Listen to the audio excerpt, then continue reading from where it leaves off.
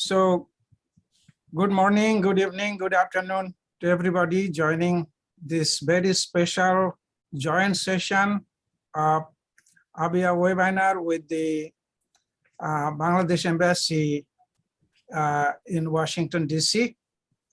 We are very fortunate to have His Excellency, Mr. Shahidul Islam, the Ambassador of Bangladesh to the USA as the chief guest, and Honorable Mr. Mahadee Hassan, the Economic Minister and the Embassy, Bangladesh Embassy in Washington, DC. So with this, let us get started. And I will ask Dr. Faisal Qadir to give an introduction to His Excellency, Mr. Shahidul Islam. Absolutely. Okay, so good morning, good afternoon, good evening from around the world. My name is Faisal Qadir. I represent AABEA, American Association of Bangladeshi Engineers and Architects. And I'd like to thank each and every one of you who have attended today's show. I know today's a weekend in the US. You're taking some time off from your family. I really appreciate it because it's well worth your time. We have two special, very talented, highly respected individuals have agreed to join us for this particular event. The topic of the event is the future economic growth in Bangladesh. So I like to welcome His Excellency, our Ambassador, Mr. Shahidul Islam. But before I have him give his opening speech and remark, let me quickly give you a little bit of his remarkable background, if you can, please. So our ambassador, Mr. Shahidul Islam, he was born in Jhinada, Bangladesh, completed his master's in international relations from the University of Dhaka. He completed his postgraduate diploma in international relations from the International Institute of Public Administration in Paris, France. Ambassador Islam, a career diplomat, served as the Secretary General of BIMSTEC, Ambassador of Bangladesh to France, with concurrently accredited to Romania, Algeria, as well as permanent representative of Bangladesh to UNESCO. He also served as Ambassador of Bangladesh to South Korea. Ambassador Islam, after joining the Bangladesh Civil Service, which is Foreign Affairs in the Ministry of Foreign Affairs of Bangladesh, served in various capacities in the ministry and also in Bangladesh mission in Kolkata, Geneva, and Washington, DC. Prior to joining as Bangladesh ambassador to South Korea, he was Director General in America's Pacific and Counterterrorism in Europe in the Ministry of Foreign Affairs. He is currently Bangladesh ambassador to the United States of America and concurrently accredited to Belize, the Republic of Colombia, the Dominican Republic, the Cooperative Republic of Guyana, and Haiti. He is also permanent representative of Bangladesh to the Organization of American States, OAS, World Bank, and IMF. Ambassador M. Islam is married with Mrs. Jasmine Islam. They have a son and a daughter. So without further ado, let's welcome our ambassador, His Excellency, Mr. M. Shahidul Islam. Thank you.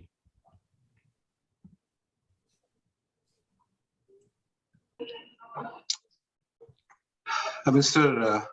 Faisal Qadir, PhD, President AABEA, Mr. Anis Rahman, PhD, Chair of AABEA Technical Seminars, distinguished participants, ladies and gentlemen, Assalamu alaikum and good afternoon.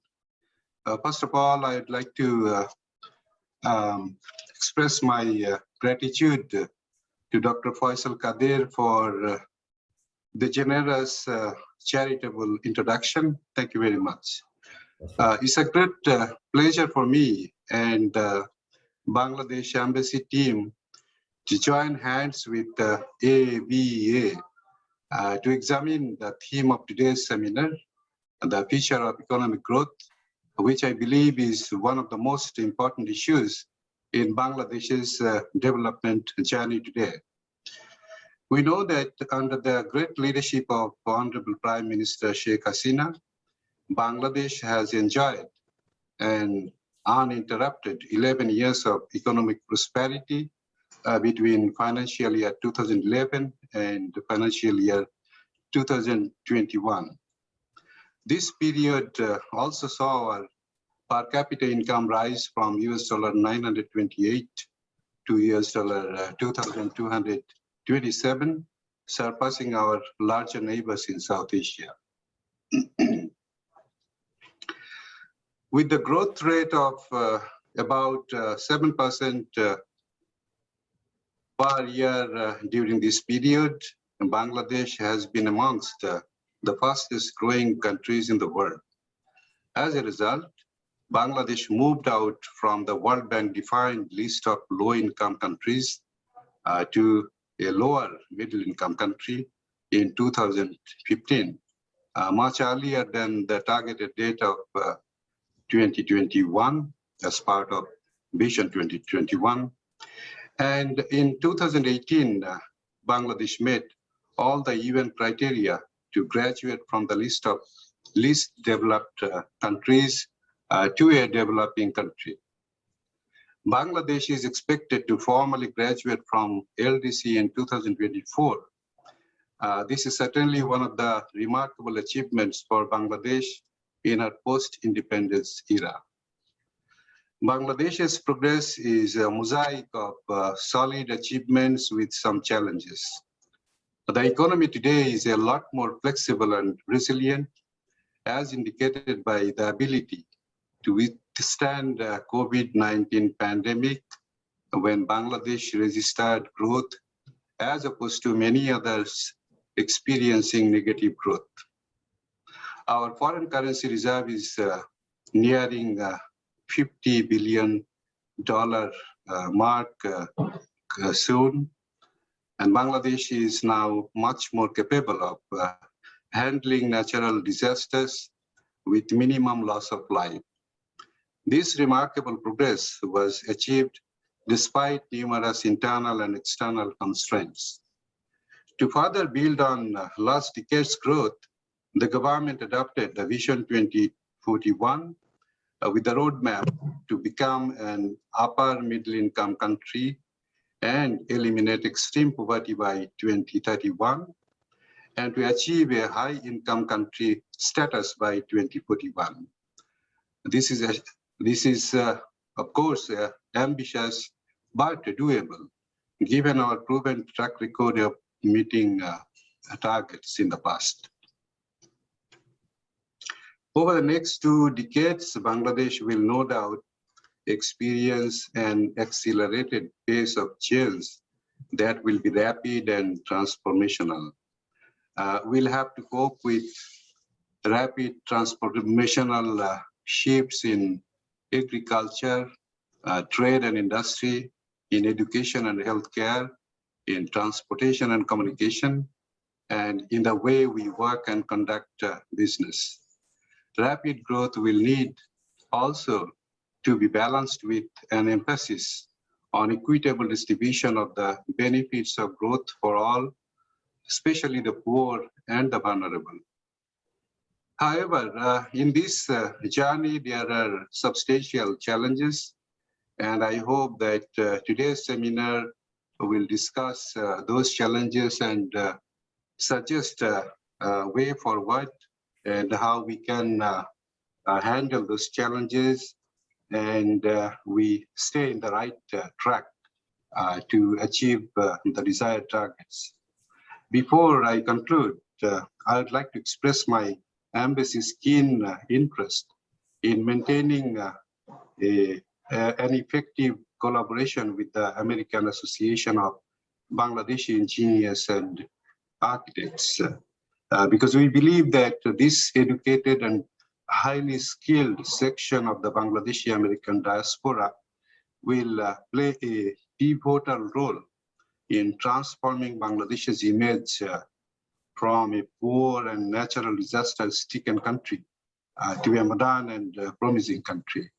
And I am grateful to the leadership of AABEA to collaborate with us. We look forward to further collaboration in future. Thank you very much.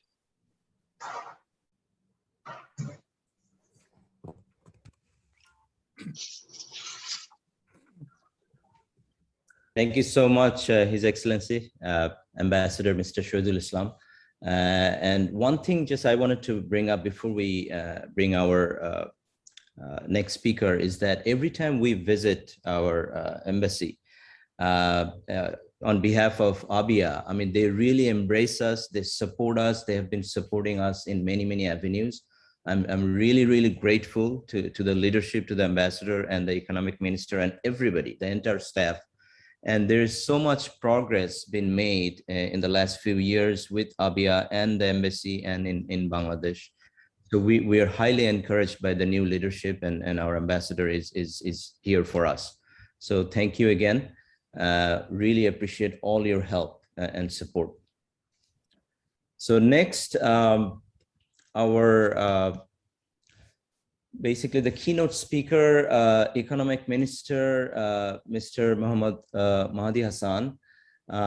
Let me invite him to give us the detailed topic of our webinar today. But before I welcome him to take the stage, let me tell you a little bit about him. And again, the same thing, ever since he joined the office, his door is always open, and he brings in a lot of new fresh air as to how we can help as AABEA, as engineers in the technology sector in Bangladesh. So this is very, very encouraging. So Mr. Mahadee Hassan, he's an additional secretary to the government of Bangladesh, currently holds the position of economic minister, Embassy of Bangladesh, Washington, DC, USA.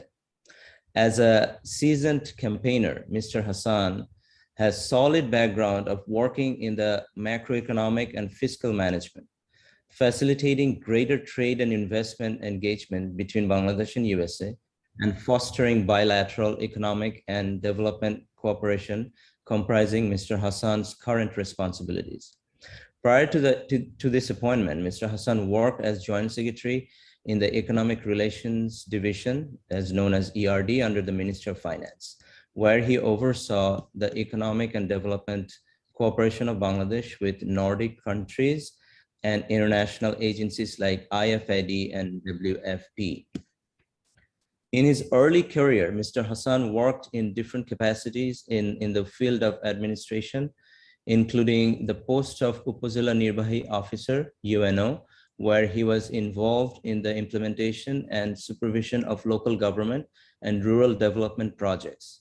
Mr. Hassan also acted as the judge magistrate of lower tier judiciary for criminal justice.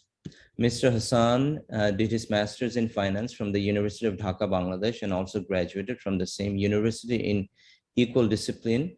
In addition, he achieved MSc in International Banking and Finance from the University of Greenwich, UK, and also awarded a diploma in International Trade Policy by the National Board of Trade, Sweden. Mr. Hassan strongly believes that Bangladesh and USA have enormous potential of lifting the existing level of trade and investment portfolios into a new height. So without further ado, let's welcome Mr. Mahadee Hassan. Thank you so much for coming in and giving us a keynote speech. So please take the stage. Thank you so much, Mr. Hassan. Thank you, everybody, for your nice introduction. President AABEA, Mr. Faisal Kader, PhD, Chair of Technical Seminars, Mr. Anis Rahman, PhD, our chief guest, Honorable Ambassador, His Excellency, Mr. Shahidul Islam, distinguished participants, ladies and gentlemen. Good afternoon, good morning, good evening from all over the world who are participating in this nice event.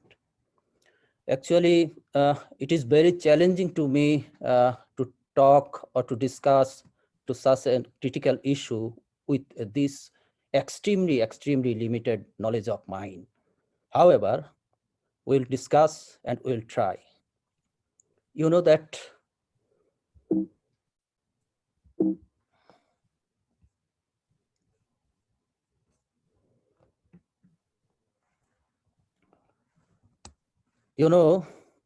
that Bangladesh achievements in the last decade attracts everybody's interest in the global stage. The incumbent government under the leadership of Prime Minister Sheikh Hasina, when they took the office in 2009, the accelerated growth of Bangladesh and the Bangladesh development journey has turned into a new era.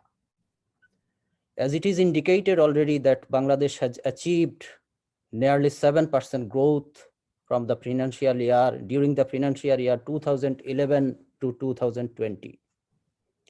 This is a remarkable achievement since the leading world bodies like IMF, they also recognized that Bangladesh in this period, Bangladesh growth is over 6.58% from during this period.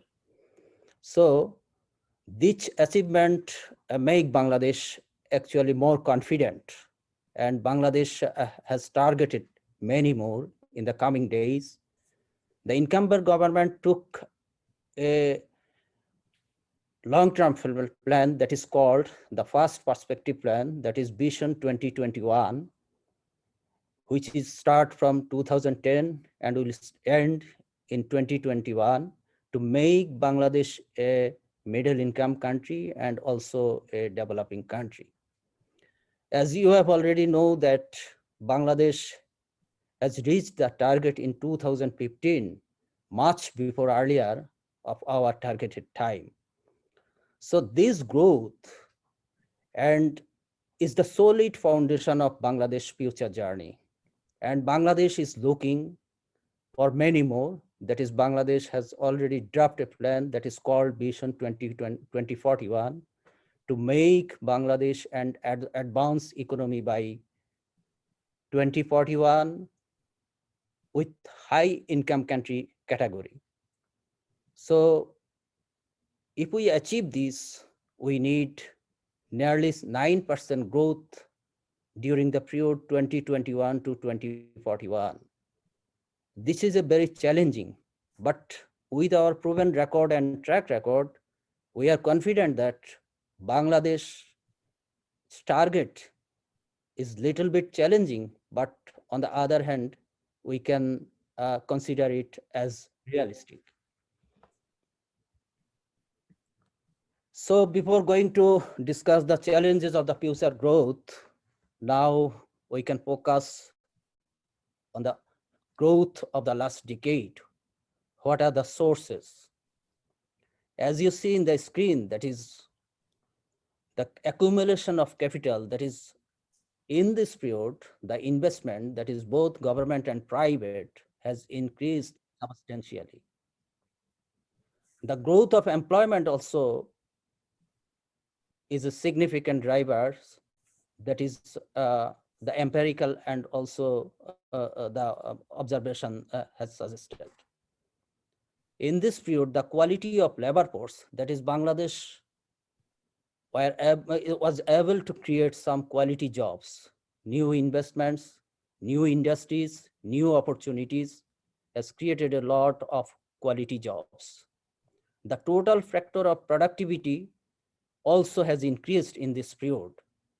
The capacity of our institutions, both the regulatory, both the technical institutions capacity, those who are directly involved with the economic, enhancing economic activities in Bangladesh, their capacities has been increased a lot. You know that Bangladesh is a country of NGOs. There are a lot of NGOs working in Bangladesh. So the expansion of microcredit, that is enormous, is huge in Bangladesh. The expansion of microcredit, that is contributed wonderfully to enhance, to aggregate the economic activities, that is to strong the rural economics. So we consider that is one of the drivers of the first decade's growth. So actually, these are the domestic drivers, what we consider. On the other hand, our friends, that is experts from the both home and abroad, they believe that the two factors are the main players behind Bangladesh's significant growth for the last decade. That is export. You know that RMG export has been increased in this period overwhelmingly. And our total exports baskets is around 45 billion. And around this, 84% come from RMG. And in the RMG sector, there are also 4 to 5 million jobs they have been created. So this is one of the main contributor of Bangladesh fast growth. And other thing is that is the expatriate income. You know that remittance has been growing very geometrically. What we have seen the progress in the first financial years, in the last financial years also. So these two factors of our external economic sector has also contributed enormously in our growth. If we consider, or if we look at the structure of the economy and employment structure of what we have been achieved in 7th 5-year plan, that is the half portion of our last decade's journey. The span of this plan was from 2016 to 2020. In this period, you see that the transformation of Bangladesh economy, that is in 2016, the contribution of agriculture in the GDP was 16%. Now in 2020, it has come down and it is now over 13%. The share of industry's contribution, you see that over 30% contribution was in 2016, and now it is more than 36%. So this indicates that Bangladesh economy has been turning into a new chapter, and Bangladesh is trying to make this economy a manufacturing-led, a service-led economy that is key for our modern journey. If the economy basically dominated by the agriculture sector, that will not make it modernized. When the share of industry, when the share of manufacturing has been growing, then the economy, and then we indicate that this is the remarkable progress that Bangladesh is going to be a modernized economy. And if we look at the employment structure, you know that the agriculture sector share the employment of 44% in 2016. Now it has come down in 2019. The latest available statistics, we have find that it is around 38%. So the share of labor forces transformation to the other sector is also a very good indicator for Bangladesh economy. The rise of employment in manufacturing also a little bit encouraging. In 2016, it is around 19.5%. That is, it contributed, it shared the 11.5 million employment, and that is 19.5% of our total employment. Now the share of industries employment is increasing, and now around in 2019 it is around 22%. And also in case of the service sector employment, that is 21.4 million was employed in 2016 in service sector. Now it is in 2019 it is more than 25 million. So this indicator and this components looks very good, that what Bangladesh has been planning for the next stage, for the next 20 years to be a high income country or advanced economy by 2041. This indicates has enormous impact on our future journey. Now we can focus what Bangladesh has been planning to do. You know that we have already talked about the Vision 2041. This will be implemented in 4 stages. That is 8th 5-year plan, 9th 5-year plan, 10th 5-year plan, and 11th 5-year plan. This vision, this prospective plan will cover 4 5-year plans. So every plan is a 5-year plan, 5-year span. And in this period, Bangladesh has been planning to be a upper middle income country. That is by 2017's value, Bangladesh is planning to reach its per capita GDP by over $4,000 by 2031, and a high income country by 2041. By 2017's value, we want to achieve, or we want to reach per capita GDP of 12,500 by 2041. So in this period, we have another plans also, that is the sustainable development goals that is formulated by United Nations to be implemented within 2030. So side by side, Bangladesh has also planned to achieve, to attain major targets of sustainable development goals within this plan by 2030.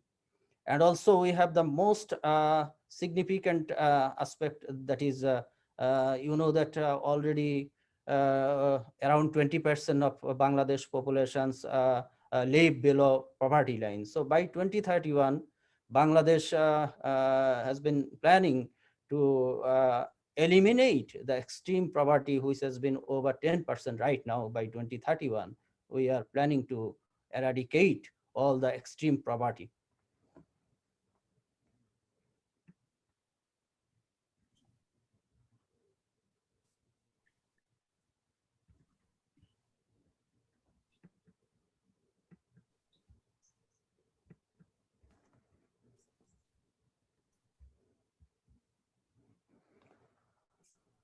Let me focus on major targets of Vision 2041, that is prospective plan.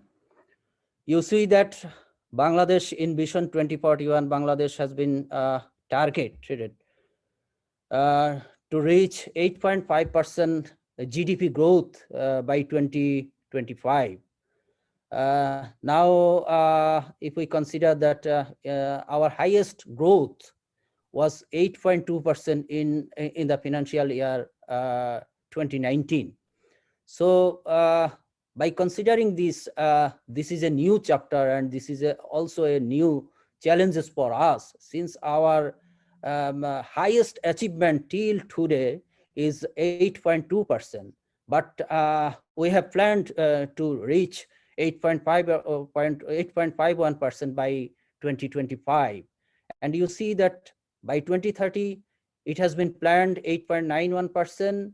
And by 2040, we are aspiring a growth rate of nearly 10%, that is double-digit growth. During this period, Bangladesh needs to be grow at an average rate of 9.02% in this 20-year span. And in our observation and in our estimate, that is today's economy is around Bangladesh, size of the Bangladesh economy as around 350 billion. But our estimate indicates that by 2025, we will need an economy of around 527 billion. And by 2030, nearly $1 trillion economy. And by 2035, we need around 1.5 trillion GDP. And most importantly, by 2041, Bangladesh GDP size, if we keep our plans as usual, and if we are near our target, then by 2041, the size of the economy will be nearly a $2.5 trillion economy. So this has huge implications, and this has also huge challenges. Since a 350 billion economy of today's we will now plan to turn it by 2.5 trillion, that is 2,500 billion in 2041. So the size we need, that is we need to enhance it 6 to 7 times. So these challenges actually our main focal discussion, that is with this infrastructure, with this foundation, is Bangladesh be capable, or Bangladesh will be able to reach this target? Or the question is that the first decade growth, is it sustainable? Or to base on the first decade's growth drivers, can we achieve this Vision 2041 as has been planned as accordingly?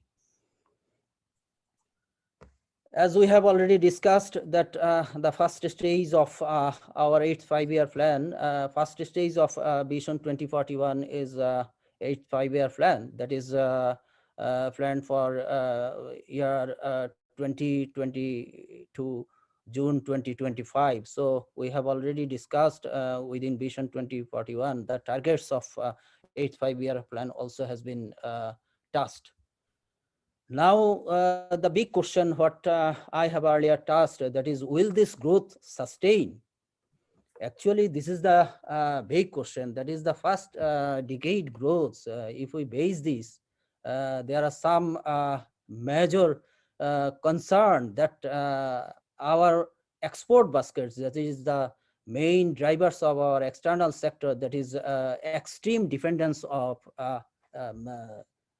share of exports on RMG is our one of the concerns. And also another concern is that the share of exports to the GDP is below 15% in Bangladesh. But if we consider other economies like China, even our next door neighbors, that is the Vietnam, their exports baskets is much bigger than that of Bangladesh.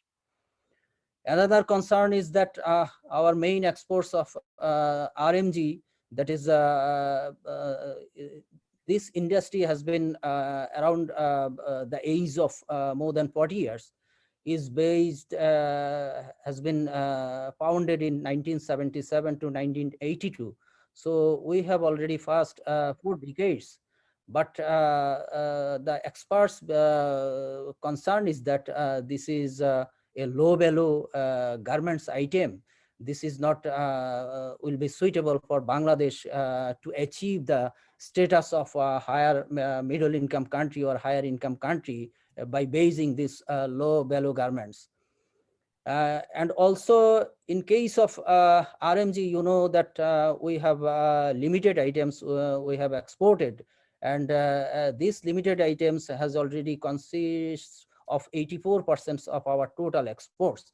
So the experts' main concern that if we need to achieve that target, we need a vibrant export sector. That is, in case of if we look that by 2025, if our GDP reach around over 500 billion, that we need an export basket of nearly 80 billion. And by 2030, we need an export volume more than 100 billion or 100 to 150 billion. By 2035, we need an export volume of more than 200 billion. And by 2041, our estimates indicate that we need an export basket more than 4 to 500 billion. So with this limited items, with this limited components of our export baskets, it will be a very challenging for Bangladesh to maintain the performance of external sectors. This is the main one of the concerns. Another concern is that you know that if we keep our external sector performance in a better way, we need to be made us more competitive in the world markets. However, you know that what has been in the screen, that the economic complexity index, that is very much related to the trade. that is in this ranking, out of 140 economies, we were 88th position in 1995, but our ranking has been slipped. In 2019, the latest statistics, latest ranking shows that we have been slipped to 105th position. And another very important aspect is that the doing business environment is very critical to make this economy more diversified. If we have better business environment, then we have the opportunities to attract foreign investments, foreign businesses. Unfortunately, in 2006, Bangladesh was 66th in World Bank World Doing Business, Ease of Doing Business ranking. But in 2020, we have slipped to 168th position out of 190 economy. This is very discouraging for us. So it indicates that we need to be more focused on developing or to make a good business environment in Bangladesh, which has been recognized and which will be recognized in the global stage. And in also World Economic Forum's Global Competitiveness Index, that is very much related for our strength to compete with other economies in the global stages. In this ranking, we also not in a very good position. We are in 103rd position out of around 180 economies. So these points and these questions is very relevant for us, and this is also a challenge for that to make the growth phase as planned. Bangladesh needs to focus on these critical issues to uplift its status as a competent and as a resilient economy. So government is doing very good job. If we look at the development approach of 8th five-year plan, that is unfortunately the current global pandemic has been very critical issues for both global health and for economy. Countries like Bangladesh has been severely affected, and our economic activities like other world countries has been severely damaged. So Bangladesh has been considering a recovery to address the issues of COVID-19 to restore human health, confidence, employment, income, and economic activities. You know that if we do not focus on the COVID-19, then our development journey or the development plan, what has been going on, will not be sustained and will not be a good one for us to achieve the desired targets. Government is focusing on what we have been discussed, that is the GDP growth acceleration, and also the most important thing, employment generation for the inclusive growth, for the inclusive economy, and also productivity acceleration. And the plan is to rapid poverty reduction. So everything has been very good agendas. And if we do better in the growth acceleration, then we need to do better in employment generation. We need to do better in productivity acceleration. We need to do wonderful achievement in poverty reduction. If the purchasing power has been rising, if the employment generation has been in a good track, then the rural or overall economic activities, the growing consumers or the growing domestic market will help Bangladesh to achieve the accelerated growth in this 8th five-year plan, what is the first stages of our Vision 2041.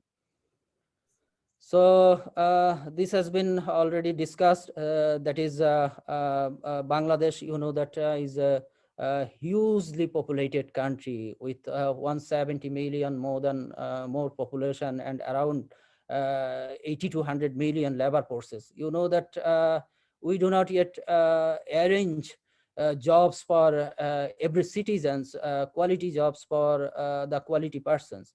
So the government plan is to promote labor-intensive, export-oriented, and manufacturing-led growth, along with expansion of the domestic market, what we have been already discussed. Although the experts believe that the Bangladesh recent achievements mostly based on the external sector performances, but as a practitioner in our observance, the performance of the domestic market, the enhancement of domestic market is the main driver of Bangladesh recent progress in our observation. So we need to agricultural diversification, we need to small and medium enterprises promotion, strengthen modern services sectors. Again, if we need to modernize our service sectors, then we need quality employers, quality consumers.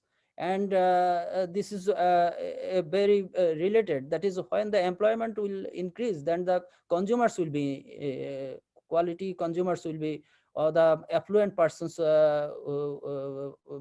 buying capacity persons will be increased. So this is very much related one-to-one. And exports, what we have been already discussed, that is export of non-factor services. Our export has already, we have discussed, that is dominated by one product, that is ready-made garments. So we need to diversify it as early as possible as the plan has been revealed. One thing is that we have identified it in red mark, that is promote ICT-based entrepreneurship, embracing fourth industrial revolution. I think this is one of the most important aspects if we convert into Bangladesh is the next stage, that is an advanced or high income country. The ICT-based entrepreneurship is very critical for us. You know that we have the people, we have the expertises, but we have some problems in the ground.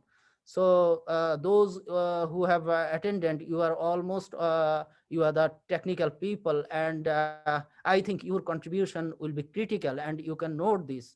That is one of the main Bangladesh, what we have been considered, that the future progress will be depend on how we create or how we perform in creating ICT-based entrepreneurship, and also embracing the leverage of fourth industrial revolution and converting it into our major economic sectors.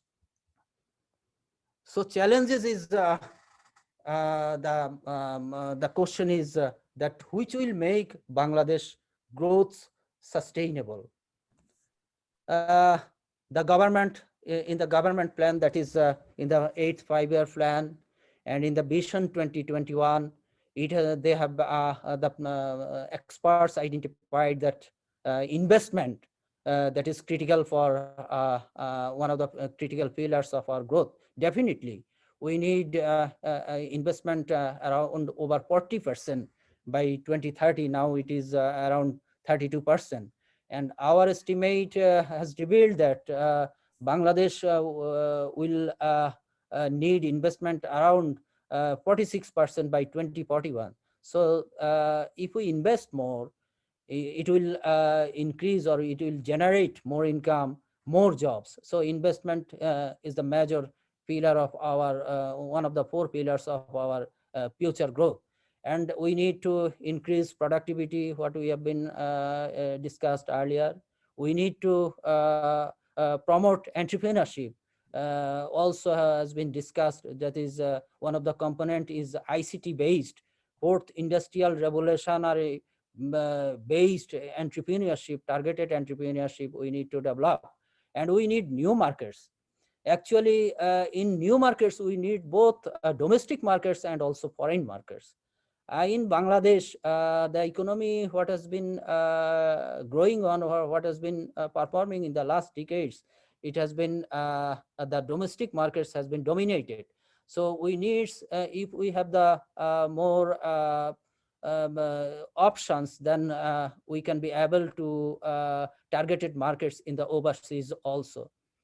So in this slide, you can see some specific strategies that is we can execute our plan to make Bangladesh achieve the future growth what has been planned already.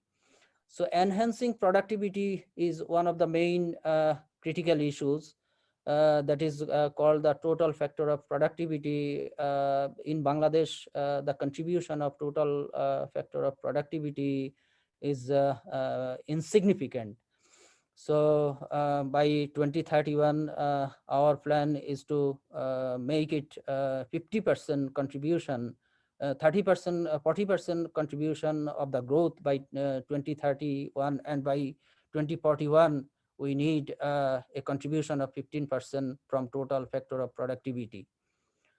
So this has some plans, investment plans, that is public investments, and also in private investments. In private investments, we have identified, and also that is articulated in our plans, that is government is identified this following factors to promote private investments.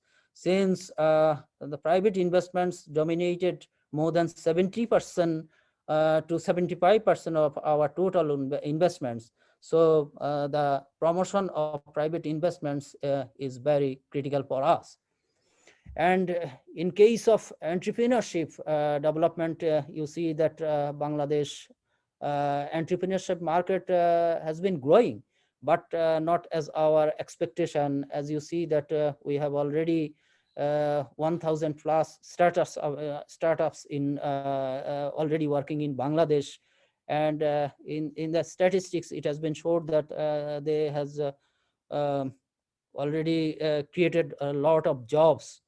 So ICT-based entrepreneurs and startup activities has been growing, but we need to make it the major driving force of generating employment. Now our great question is that will ICT be the alternative of RMG? As we have been talking a lot of time about RMG, and RMG always dominated our talks. So we need something to find alternative to RMG. So is it ICT or other things? In our observation, that is ICT may have the age to become or to perform something near RMG in terms of export and employment generation. You know that export has already been 84% of our total export basket is RMG, and also they have 4 to 5 million jobs. Out of 9 million manufacturing jobs, our total jobs 5 million jobs in RMG. So in case of volume of export and in case of employment generation, RMG has been dominated Bangladesh economy a lot.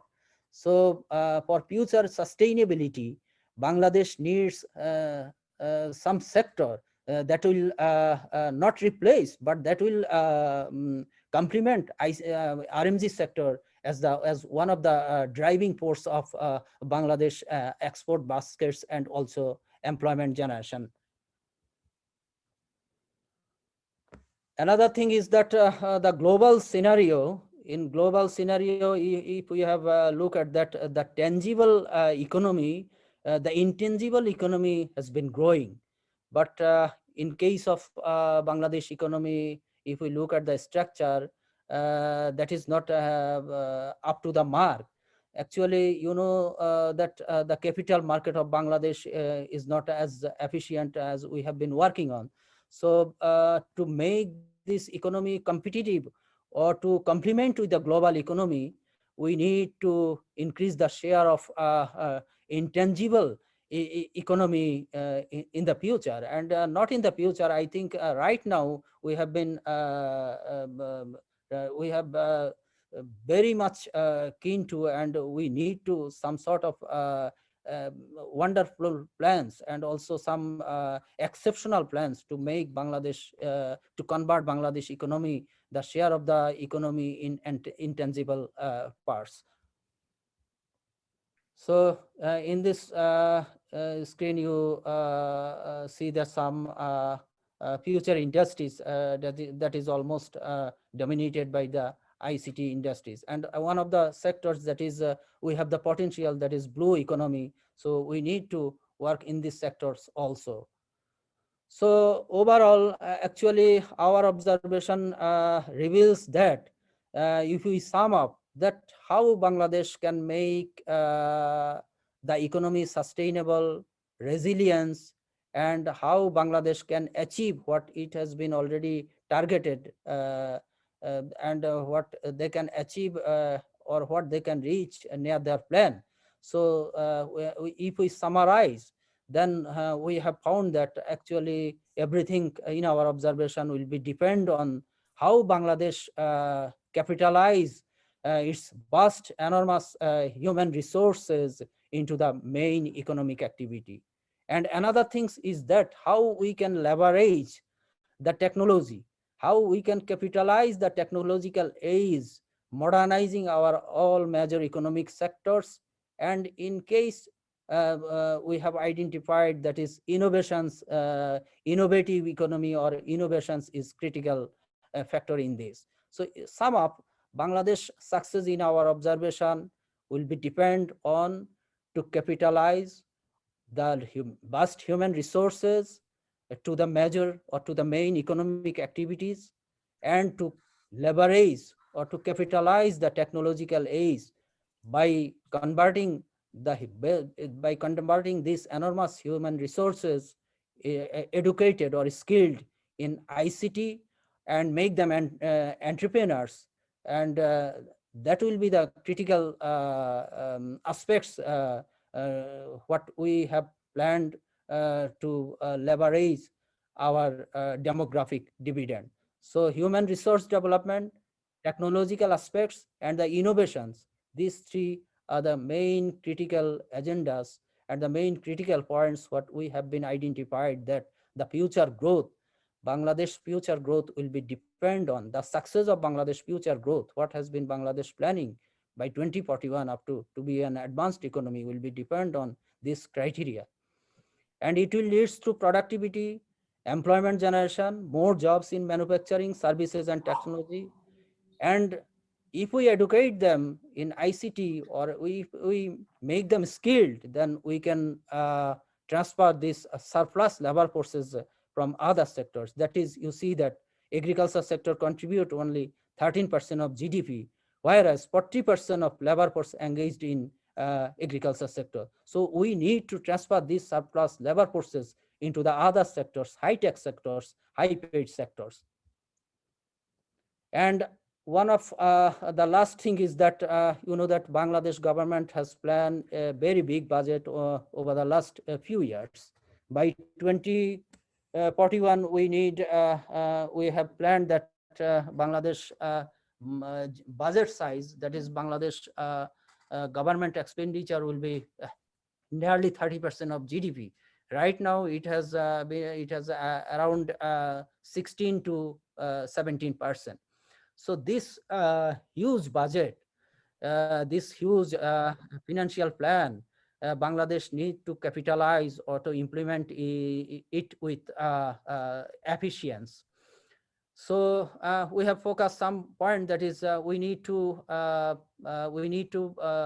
reform our structure of the budget, and we have identified that we need more allocation to the rural economy, and to boost the rural economy. That is, you see that only around 30% of Bangladeshi population live in the city areas, that is in the in big cities or small cities. More than 70% our people based in rural areas. So if we enhance the activities, economic activities in the rural economy or the rural areas, then it will boost our overall economic activity. And we have another points identified, that is spending on social security. Actually, if we spend on social security, it will this money will goes directly to the rural market, and the people spending capacity will enhance, and this will create our domestic market, also rural economy, in a better position. And you see that Bangladesh, in Bangladesh financial, that is budget structure, we have spent lot of money in the development sectors, but there are lot of consideration and lot of allegations, that is the government spending is not in the proper way, and it is not properly goes to the market. So there are a lot of debates. So we need that we have need to develop some sort of quality spending mechanism and techniques that will boost or that will increase the efficiency of government fiscal management. So thank you very much. Thank you for joining us to discuss with these issues. Already also I have a very extremely limited knowledge, but to have discussed some sort of in front of you with this sort of qualified and highly designated this sort of participants will encourage us, and in the future we will look forward to discuss other issues, and your participation, your contribution in the open session will also contribute to our knowledge, and that will we want to capitalize, make Bangladesh an advanced economy, what the government has been planning, an advanced economy, a development economy by 2041. Thank you very much. Thank you so much, Anis Bhai. Before we go into the Q&A, I just wanted to make one quick comment. Is today, thanks to Mr. Abu Hanif, NRB TV is broadcasting this live for us, and thanks Mr. Hanif for giving us the opportunity to live broadcast this program. And again, no, just 1 second. Hassan bhai, apni unshare আপনার screen sharing stop করেন, তাহলে আমরা সবাইকে ই করব আর কি। Question আনসারে চলে যাবেন। QnA তে যাব। কিছু কোয়েশ্চেন আছে on the chat, Anis bhai, if you wanted to. No, I saw them. So let us go to the how do I go to the whole screen? Is it okay right now? Oh, there we go. This is the gallery. Okay. So again, as Faisal has indicated, we were really fortunate to have His Excellency Mr. Shahidul Islam, the ambassador to USA from Bangladesh, and Honorable Mahadee Hassan, Economic Minister, to give us this broader view and Plan 2041 and etc. So with that, let us move on to the Q&A, which is the most interesting part. My name? How long is the waiting? One outside. Okay. Can everybody please one mute? at a time and ask question as opposed to lengthy comments, please. So who wants to go first? Or should I start with the first question? May I? Yeah, please go ahead. Ask question. Question? Yes. So is the government, plan on doing some kind of subsidized program for startups, and also emphasize on the English language skill? Because I think if we improve that, we can take a lot of call center jobs and other consulting jobs from foreign markets such as India, Philippines, and Vietnam. So I think I should just indicate that government of Bangladesh, as you probably don't know, have opened both government sector and private sector for encouraging the entrepreneurs in the private sector. Tina Javin has given a very nice seminar last time, but I would ask Mahadee Hassan Bhai to illustrate on this one. Well, thank you very much. I think this is a very good question. Actually, Anis Bhai has already mentioned that government has established a company to support startups, that is Startups BD, that is headed by one of the lady based in San Francisco, that is Tina Javin. So if you want to start startups in Bangladesh, and then if you search some sort of financing, that you can contact with the Startups BD. They have already financed few crores of Bangladeshi taka to the local startups. So I think the financing is not a problem if your idea is a very good business proposal, or if you need some ideas to convert it into a very good proposal, then they will consider it. You can submit it to the Startup BD for financing. They will scrutinize, and ICT division will patronize this. This company is the company of government of Bangladesh company, that is Startup BD, controlled by ICT division, Ministry of ICT. So financing is not a, I think financing is not a problem if we have some good ideas that is suitable for the business. So you can proceed with this. And another thing is that actually the English language skill is very critical for us. And I have no, right now I have no specific information regarding this, but a lot of institutions, they are working on both academic and also some sort of technical institutions. They also working on enhancing English language skills to the Bangladeshis, that is in Bangladesh.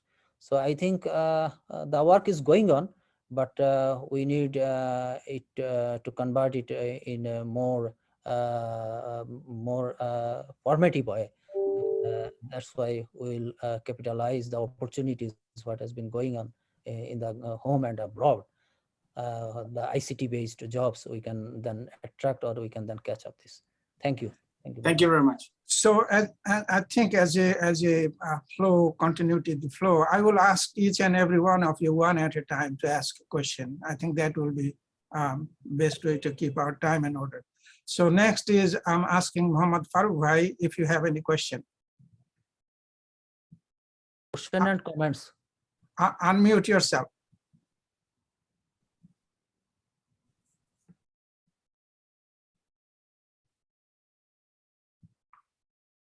Sorry, thank you, Anis. I don't have any questions at the moment. I'll pass on. Thank you. Next, I'm going just on my screen. So next is Mizan Rahman, President of AABEA, DC chapter. If you have any question. Anis Bhai, not question, but also both questions and comments. Anis Bhai. No, I'm going serially. So I'm asking Mizan Rahman first. জি আসসালামু আলাইকুম সবাইকে আনিস ভাই thank you and thank you Mahadee bhai beautiful presentation and resourceful presentation. We love to hear all this, and we are proud to see that Bangladesh is moving forward with a lot of growth and everything. So one of the growth is a very good thing, and also you mentioned that increasing the productivity is one of the sectors that Bangladesh wants to achieve. Now, I see that Bangladesh is a very resource-rich country. In fact, we have a lot of unemployment and skilled labor and all these things. So, if we move to this increasing the productivity, or basically increasing productivity means we have to do automation. That has an unintended consequences, meaning you'll get more surplus labor, and then you'll get labor unrest and all these things. So what plan government has that is okay, if you move to, like you're asking for automation, and what is the plan or strategy to check that unemployment in this case if we go like unbalanced way of automation? Well, this is a very critical issue, actually, to move or to turn Bangladesh into automation. If you look at the structure of Bangladesh services and industries, actually the use of technology is not up to the mark. It will depend on the demand of the market, demand of the domestic market, demand of the external market. So it will actually depends on the demand side a lot. So if we increase the domestic market, or if we enhance the income of the individuals through generating employment, then the services demand, then the sophisticated services demand will enhance. And when the market is available, then the entrepreneur will invest. So right now, we are considering automation, but if automation will happen when, then we will be able to have very substantial and very sustainable markets. If an investor or an entrepreneur go to the automation, and if he sees no market, then he will be discouraged to automate, to make automatic all of his services or all of his services in the online. Another thing is that you know that the connectivity is good in Bangladesh. The mobile connectivity, the internet access, if we have the statistics, it is more than 100 million. But this connectivity is not involved right now to generate the economic activities. When with this connectivity, when we able to this connectivity into the generating income activities, economic activities, then the automation will, I think, will get its desired pace. So to convert the economy or convert the export or even import or other services sectors, so what has been dominating Bangladesh economy, Bangladesh must needs to go to the automation, and also needs to go to more employment generation. So side by side, if we will not be able to do all the automation, if we fail to do enhance economic activities or the employment generation. So in my observation, this is not government's point of view. In my observation, the automation will enhance when the economic activities will enhance, and when the employment generation will get a good phase. Thank you very much. Okay, Farooq Siddiqui bhai, you have a question? Yeah, actually, yeah, I do have a question, but I think my original question was going to be about the question that was raised by the young person who first asked the question about English language skills. I just want to know if there are, how many language institutes exist in Bangladesh which specifically cater to the task of teaching proper, communication skills in English, so that the what you call the call center people can cadre can develop in Bangladesh. Well, right now, unfortunately, I have no statistics how many language institutions working in Bangladesh. But in Bangladesh, so far we know that a lot of academic language institute, that is, they are focusing on academic English. But in your observation, we need some, in a much more number, we need business English institute, language institute. So this is definitely a focus to convert ICT or to technology into a major economic sector. So definitely we'll try to get the exact number of the business English language center, and it will be also one of our suggestions to the government also to enhance or to promote the business in English language center both in the government and private sectors. Thank you. Yeah, if I am I have permitted to a second question. add, am I allowed to add a few sentences to it? Please wait until you are asked. So No, wait, Anis Bhai, our ambassador wanted to chime in here. absolutely, absolutely. Please, sir, go ahead. Yeah. Thank you very much. Sure. In fact, as much as you are aware, we are also aware that the skill, English speaking skill, is not up to the mark in Bangladesh if we compare to the neighboring India or Sri Lanka. There is deficiency, and we would welcome people like Mr. Hanif, for example. He is someone who is very good at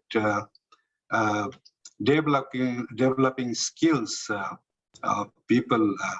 So we would welcome initiative from Mr. Hanif and people who has the necessary vision and capacity to make contribution in developing English skills in Bangladesh. It looks like that the private sector has to come forward with initiative and investment in this area. I'm sure that the present education system in Bangladesh is trying to do whatever it can to enhance English speaking skills of our students. But nevertheless, we should admit that there is a need for further efforts from the private sector. We always see in Daily Ittifaq and other newspapers that, okay, you come to our institution or organization, we are running English skill training. There are many in private sector already, and it will be better if we have more and more participation from the private sector. In the meantime, I'm very, very sure that the government is seriously considering what else can be done to enhance our English speaking capability, which is so much closely linked with our ability to exploit the market in the IT sector in the world. Thank you. Mr. Okay, so next, Saifur Rahman Bhai, if you have a question, please go ahead. Assalamu alaikum, Mr. Hassan. Very good, balanced presentation. Enjoyed it. You mentioned diversification away from, or in addition to RNG. You mentioned ICT, but I didn't hear you mention electronics. This is how Korea and Taiwan have grown over the years. And any focus, you mentioned about ICT, you mentioned about startups. I was present at this roadshow in DC on July 28th. I saw Walton co-sponsor this. So is there any government level plan to attract small scale electronics industry so that they can be the seed for growing much faster and also employ many more people? Any thoughts on that? Thank you very much. Actually, in terms of employment and in terms of volume of export, that is RMG, you know that more than 80% and also 4 to 5 million employments. So to supplement or to reach near this target, in our observation, we may not be the perfect in our identification, but in our observation, I think ICT has the potential we have seen. But light engineering, what you have been asking, that is, this is also a potential sector for us. And the government is, there is one of the projects that is has been implementing in the Ministry of Commerce, diversification of our export sectors. So in these projects, the government has been working on to diversify and to our export sectors. And in this journey or in this plan, light engineering is one of the major components. So government has already taken steps to promote light engineering. That is companies like Walton. So we have one companies. We need hundreds of Waltons actually. So we need entrepreneurs. So government, the job of government is not doing business. The government is the promoter. So if some sort or if some entrepreneurs are interested or looking to invest in these sectors, and we have already some of them in Bangladesh. So definitely the Ministry of Commerce and the governments will take necessary steps to promote light engineering sectors also to diversify our exports. And it is our one of the major components to diversify. Thank you very much. With the current geopolitics, things will move away from China in the next 5 to 8 years. And we can pick up some of the slot that will be opening up in light engineering. It has to be planned for that. That's my point. What side of light things we pick up and promote that and FDI and make sure that is known to prospective investors outside Bangladesh. Bangladesh is a fertile ground for low or smaller scale light engineering. That's my comment. Thank you very much. Yeah, actually, so far we have not doing according to our expectation to catch or to attract some light engineering industries that has been shifting from China. But we have been trying, but the result isn't yet satisfactory. The statistics has been revealed that we till today we have not been able to attract the moving industries that is transferring from China. We are not able, but we have been doing a lot of infrastructure. We have been doing developing a lot of facilities. You know that government is developing a lot of facilities in the form of economic zones. And also in the policies, the BIDA, the investment promotion authorities in their plans, we have been offering some very attractive financial economic incentives that is compared to China, Vietnam, that is far better. But we have the policies, but we need to convert it reality in the ground. So I think our Honorable Ambassador, sir, will add something in this regard. Yeah. Thank you, Mr. Chair. Just wanted to add with what my colleague has said. We are in talk with Walmart now.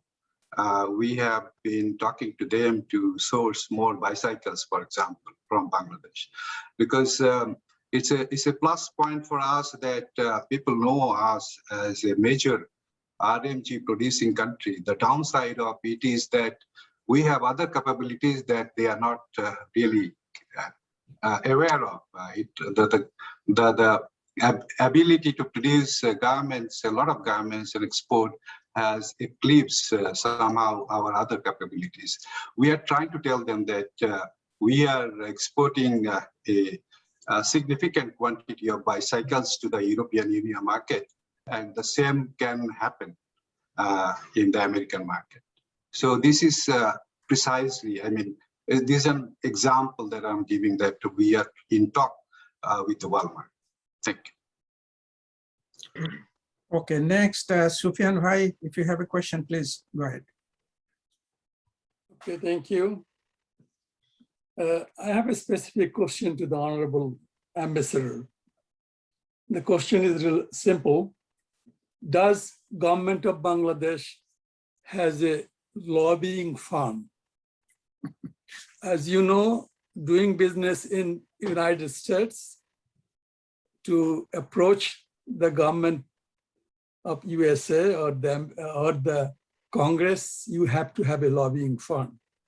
I'm saying that because we are experiencing through AABEA, we have been trying, talking to several lobbying firms, whether we can get that vaccine, which is in great need at this point. And we are finding that the approach should be through the government. We are still trying individually. How successful we would be, I don't know, but the process should be through the government of Bangladesh. Thank you very much. This is a very, very pertinent question that you have asked. In fact, we have been in touch with Pfizer, Moderna, Johnson & Johnson, and also Novavax to tell them that we are interested in commercial supply as well as local production in Bangladesh, because we have a very strong pharmaceutical base in Bangladesh. And we have had confusing reactions from them. So sometimes they have told us that they are booked till 2022 with COVAX, so they are not in a position to go for collaboration for co-production. Some have told us, okay, we want to deal with the government. And when we have told that, well, we are ready to deal with you. And sometimes they have told that we have regional production facility or regional office in India. So you may wish to contact them. So we have been telling this again and again to State Department, USAID, and National Security Council that we are very happy that you are making generous donation to Bangladesh. They have already given us 5 million plus doses of vaccine. Very recently, we had a discussion with National Security Council.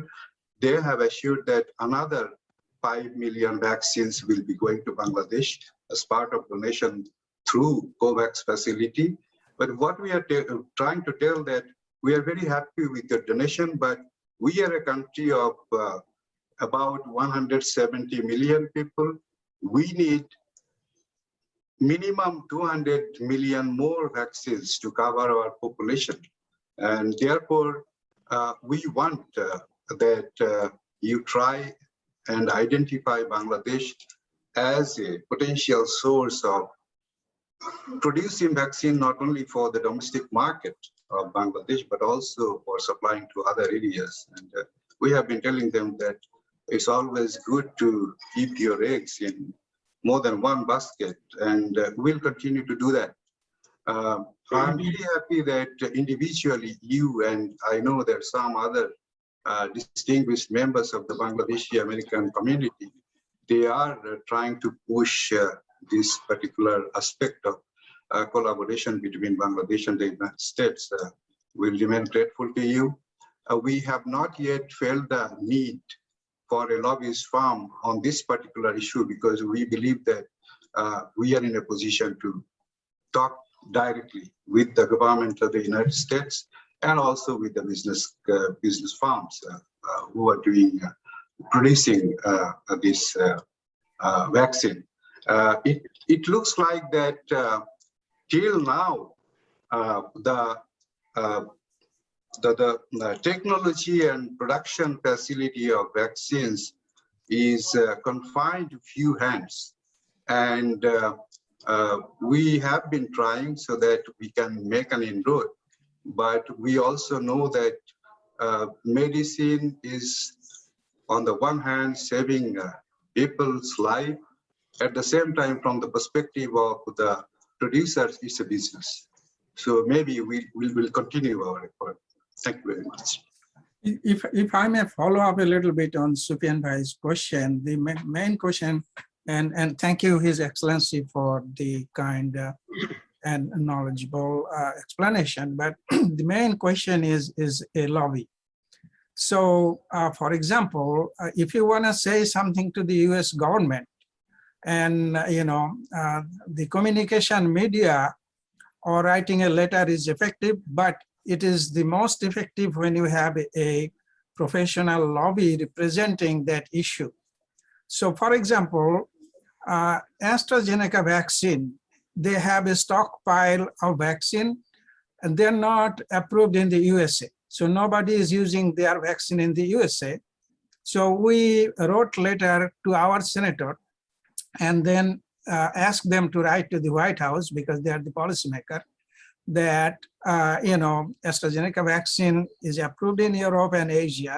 So why not make it available to them, because they have stockpile and not being used because it's not approved yet. So our words or our letters get some attention, but not as much. If we had a lobby, a designated lobby, the lobby function of the lobby is that go to the Congress, go to the Senate, go to the president's office and make the connection of the issue. And I will give you just one more example, which is I'm part of a few scientific organizations, and on their behalf, every year we go to the Congress to educate them about the national science policy. And it's like all from scientists and engineers from all over the country. We have 2-3 days event that first we go to the Washington, DC, they educate us, they train us, then we go and meet the lawmakers. So this is the kind of system here that if you want to get something done, then it has to go through the Congress, and Congress wouldn't listen until there is somebody who can, who have their ear. So that was the main point of Sufyan Bhai, and I think we feel the same way. So it would be going forward, it would be very important that we have some kind of lobby relationship with the Congress and Bangladesh. So if you permit me, Mr. Yes. Chairman, I would like to add a few more sentences on this. I greatly appreciate the suggestion of Mr. Sufyan Kandokar, and which is supported and standard by you, that we need lobbyist farm, and we'll convey this to our government. And the second thing I wanted to specifically speak about our experience on AstraZeneca. The AstraZeneca, that there is a stockpile of AstraZeneca. This was first mentioned by the US Chamber of Commerce.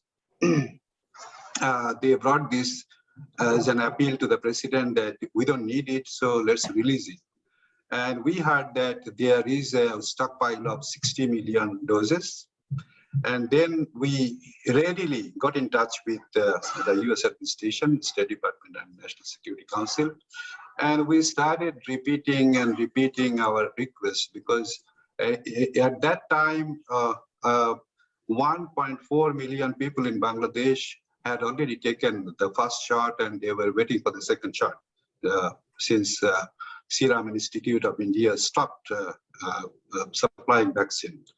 Then slowly and gradually with time, we learned that there is only 10 million doses of AstraZeneca vaccine in the stockpile, and the 50 million, the remaining 50 million is a notional stock.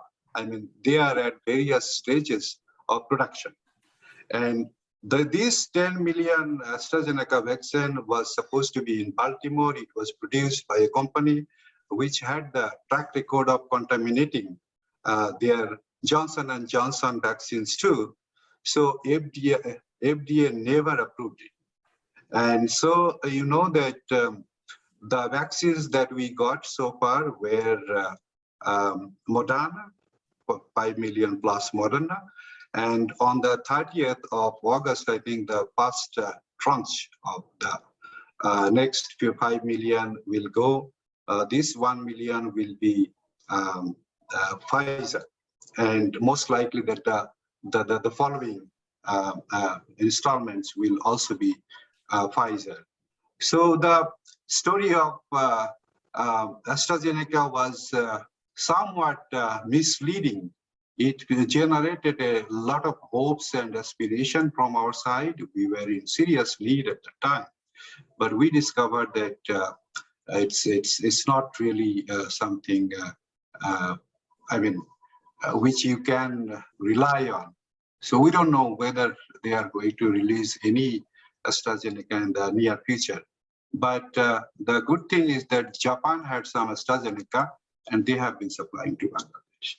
But the main message that both of you have conveyed to me, that there is a need to have a strong lobbyist firm to talk professionally on our behalf with skill and their special influence in the US society, that will be taken into consideration. Thank you very much. Thank you, sir. So next is, Can I ask one more question, Anis? yeah, please go ahead, sir. This is about the diversification. We have been talking about that, okay, maybe ICT can replace, not replace, supplement RMG. One of the areas I think there is a tremendous potential for Bangladesh is the area of the medical field. I'm not talking about physicians, I'm talking about the nursing services. If you go to any hospital, majority of the nurses are either from Philippines or from South India. This is one area there is a tremendous demand. If either in a private sector or possibly in the initially public sector, governments take the initiative to train the nurses, that could be a very resourceful and that will really supplement the foreign currency earning. So could you please tell us that there was an initiative few years back, it dropped out. Why this area we are not exploring? Yeah, let me take this question. In fact, I had another posting some 15 years ago in Washington, D.C. And at that time, in one of the newspapers, I read that the USA needs 100,000 nurses. So I thought that it's a major discovery, and I must inform this to our government. I was under the impression that there are too many nurses in Bangladesh, and they could be sent. Then we slowly discovered that in some hospitals, like the name has been changed. It was Apollo Hospital in Bangladesh. They were using nurses from Kerala. So nursing training is something which involves several years and also a great deal of investment.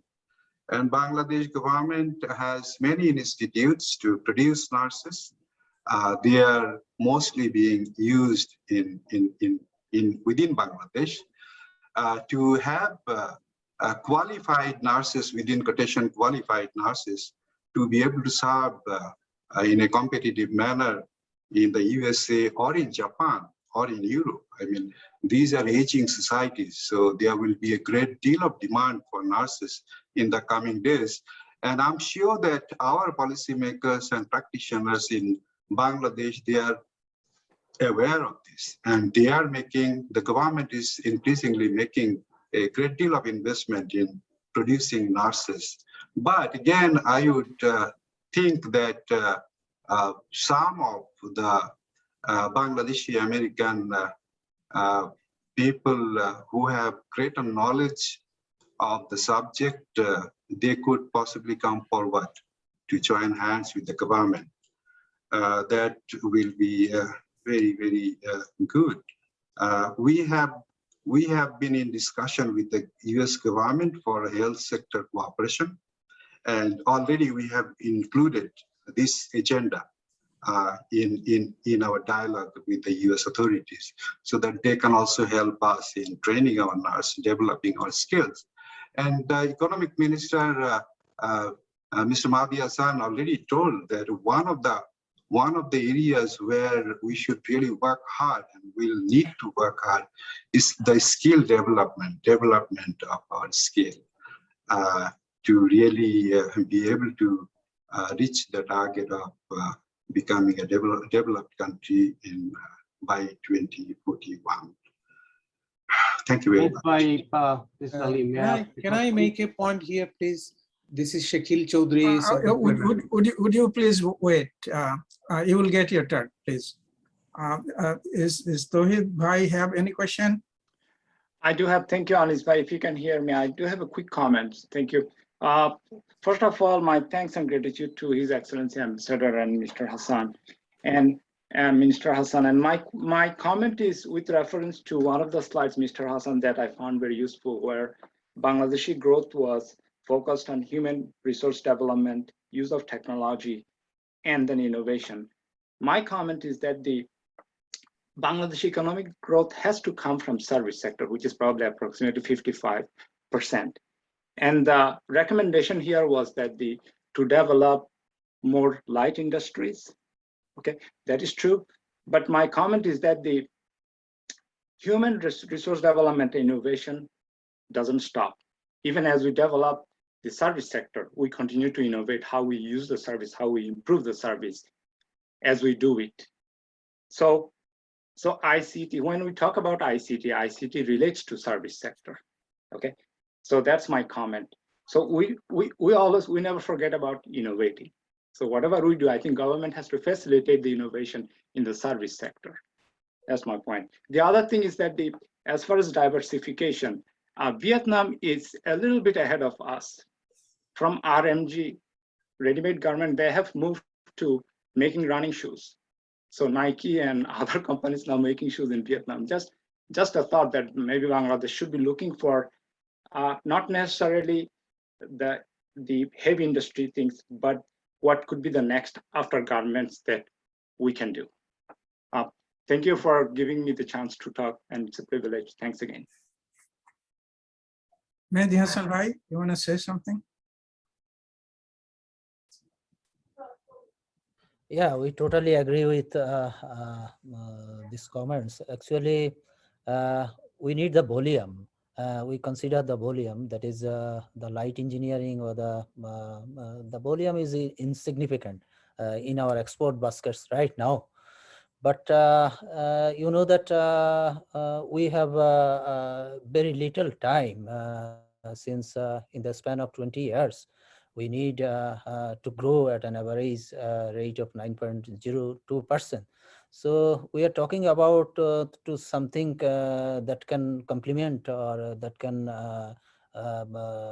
compete with RMG. That's why we are talking about the services sectors, that is ICT.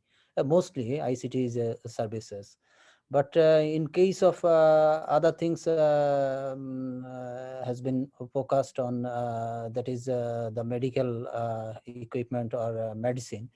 You know that we have exported medicine to over 50 countries so far, we know that, but the export basket, the volume is less than 200 million. So in terms of volume, we need 2,000 items of exports. But we need like RMG, we need some 4 or 5 major items that can complement or replace ICT. So we fully agree with that we need innovation. We need to skill our manpower. We need to capitalize ICT to convert it the major economic sector. And to combine with this, and when those things will work together, then the economy, then the growth in our observation will be sustained, and will be some sort of will earn substantial resilience to keep it going on. Thank you very much. Nazmul Bhai, please ask your question. Thank you so much for your really informative presentation, and we really appreciate this. My question is very simple. In this group alone, you'd find people who has lots of experiences in all sorts of areas that can help Bangladesh grow further. Oh, by the way, I'm so proud of Bangladesh. I have always been proud of Bangladesh all my life. I fought for it. And right now, I can be in any place in this country with our neighboring people from neighboring country, and I can brag where Bangladesh is. So what Bangladesh has achieved is really commendable in every area. So my point is, we have real expertise, world-renowned people in this group. So is there any formal process that Bangladesh wants to leverage the expertise of people from AABEA and other organizations from United States or all over the world? If I am allowed to take this question.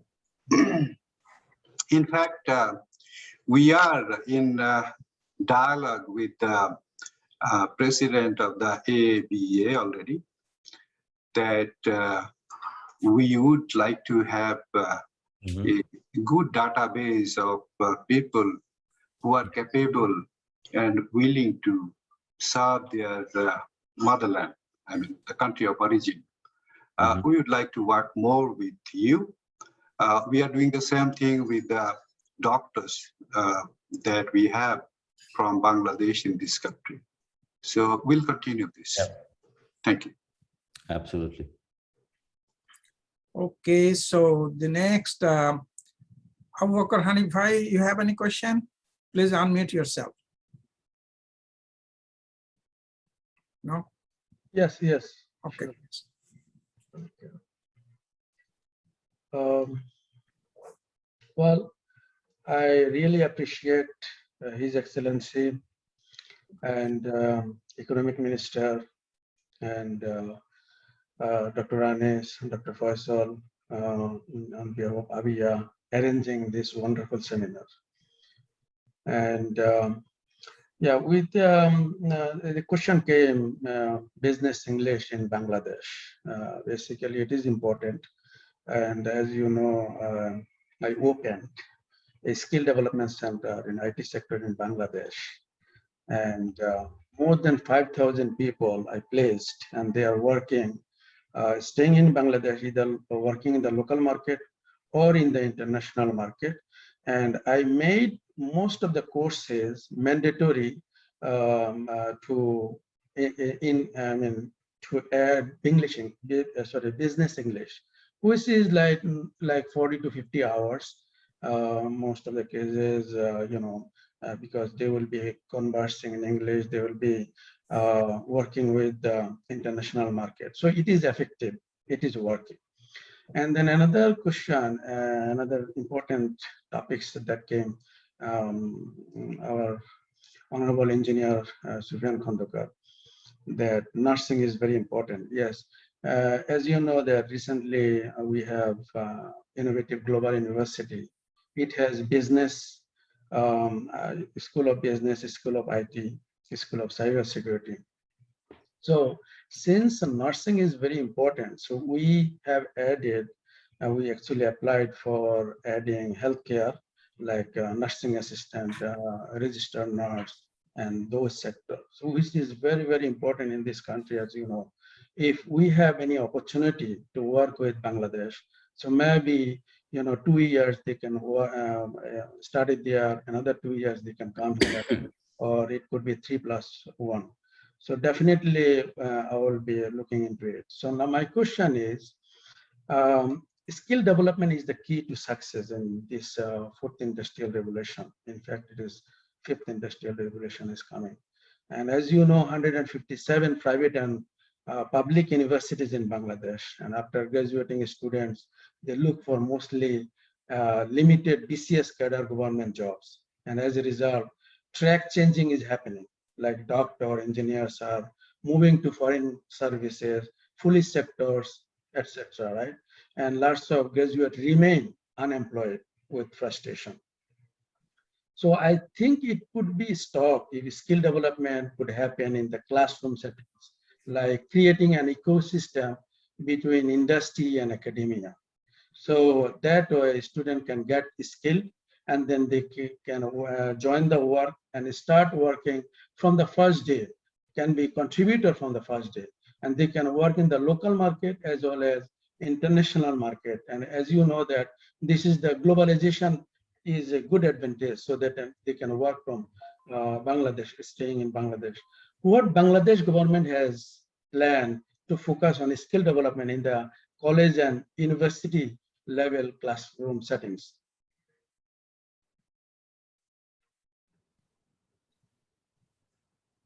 Hassan bhai, please go ahead. Yeah, I think our ambassador sir is the right person to respond those questions. Sure.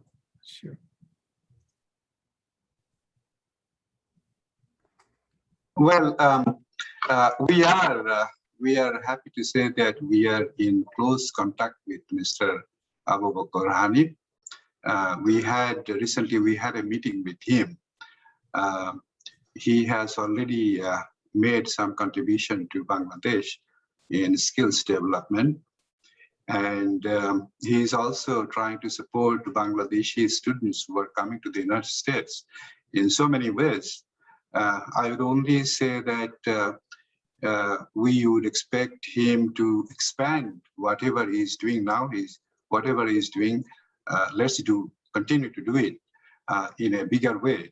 And if there is any specific proposal, we'll be very happy to channel that to the government to further expand the existing collaboration that the embassy has with Mr. Hanif and his initiatives. Thank you. All right, next is Qazi Zaman. Please unmute yourself. Sure. Thank you, Anis Bhai, and to His Excellency Shahid Bhai and Mahadee Hassan Bhai, our regards from all of us in the NRB community, and we truly appreciate the effort that you all have been doing in a lot more direct way than us. Maybe some of us have been working in indirect ways. So I think I'm going to give a little bit feedback. Because recently, as earlier mentioned, there was a event that was hosted where the Bangladesh story has been given. So I'm going to suggest one thing is that we have been focusing on telling the story from the Bangladesh government side, and I got some feedback from the audience, meaning the American audience. They said, we want to know what are the cool things happening. If you tell us that your economy is growing at 6 or 8%, we have understood what does that mean as far as China goes or India goes, meaning our job goes away, right? So we have to tell the story and make it attractive for the Americans, or whatever the target audience, if it's Americans, if it's Europeans, if it is, the Middle East. So that's one customization that I would suggest, that as we go onwards, we need to tell the story of Bangladesh, that how successful certain MNCs have been doing, even if it's a mobile company that they have invested in Bangladesh. And today, the top 2-3 mobile companies in Bangladesh are, MNC companies. So, and in a similar way, we should tell stories about, some of the companies who have been like Ulkasemi is one of the examples that I would say is that they had started the work on the chip design stuff and how successful that they have been doing. Because in America, they want to hear about what are the success stories, and that I think is important. Another one that I'm going to suggest is today, for the first time, I heard a Bangladeshi government presentation have a slide on intangible economy. And this is, I would say, until now, for the last 30 some years, nobody has put it on a slide and say, hey, we're interested in the intangible economy. And this is a huge, huge part. Just to give you an idea, the United States economy, 4% is of intangible economy, right? And today, our internal plans for Bangladesh to grow in the next 20 years is to $2.6 trillion. And this is another part that I would suggest that there's something called rule of 72. It's a mathematical rule that basically says that, whatever percentage that you grow, you grow per year, you divide 72 by that, and that's how many years it will take. So for example, if we grow at 6%, it will take us 12 years to double it. If we grow at 8%, it will take us 9 years to double it. So when we put those formulas into a spreadsheet in the next 20 years, if we grow at 8%, we will double it twice. So, and that's very, very extremely attractive, right? So that's one of the part that I would suggest that when we plan on intangible economy, one of the specific question, and this is to the ambassador, honorable ambassador, is, Bangladesh has not signed the PCT or the Patent Cooperation Treaty yet, and the point is, if we do not sign on those things, we cannot get the international investors to come and invest in serviceable economy. So can you shed some insight into where are we with that, and what is, and maybe we can take it offline and have a sidebar discussion on it too, because, this is a very key part. If we want to grow at 10%, so for example, our current mechanism shows that we can grow at 7 and 8% pretty comfortably. But if we can add a percentage or 2%, 2 percentage point over the next 20 years, then I think we can get to that $2 trillion economy. But without that, I don't think there's any, mathematically, we have to be extremely, extremely lucky. So specifically with that, A, what is the plan on Bangladesh signing the PCT? And B, I would suggest that our national intangible strategy is not tightly coupled, meaning today the Copyright Office is separate from the Patent Office. And this is one of the things that needs to get consolidated under one umbrella. And this is something that the leadership of the nation needs to think about it. And, some of the input that needs to go from you. So with that, I'll say, number one, the PCT strategy, and number two, what are the plans on saying that you guys are planning on intangible economy? What is that intangible strategy that we are planning for Bangladesh? Thank you. I think His Excellency wants to address this. Please. Right. I'd like to take the first part of the question, and the second part I would request our economic minister to respond. The first part is the reaching out to the Americans to tell our positive stories. There was a time when we used to try very hard with the leading newspapers to carry a positive story about Bangladesh, but they didn't agree. Normally, they would not agree. But today, what is happening without making any effort, the New York Times, Wall Street Journal, and others, they are coming up with positive stories on Bangladesh, which would go to indicate that some of the people, if not everybody, are aware of what is happening in Bangladesh under the leadership of our Prime Minister Sheikh Hasina during the last 1 decade or so. And then to reach out to the business community and investment community in in this country, what we have been able to do during the last few months is that we have been able to establish US Bangladesh Business Council as part of US Chamber of Commerce. We are very happy to report to you that this is the 20th such institutional arrangement that the US Chamber has with the whole world. So that has given us a ready forum where we can engage with the investment community and business community of this country. For example, our Honorable Prime Minister, she in fact inaugurated this forum earlier this year. Then our foreign minister came and he was able to speak to the investors and the businessmen. Then we had our energy advisor to the Prime Minister who could, for whom there was energy roundtable where he could speak sector-specific cooperation. Then Honorable Advisor Salman F. Rahman, he came. And he was also able to address the businessmen and the investment community of the United States. This is to say that we have got a very useful forum through which we are able to reach out to the business community and investment community in this country, not just generally, but sector specific. When we request them, they bring the investors or businessmen or potential investment in a particular sector to interact with our leadership. That has been useful, but I do understand that we should continue to tell our story in a manner which is attractive to the American people.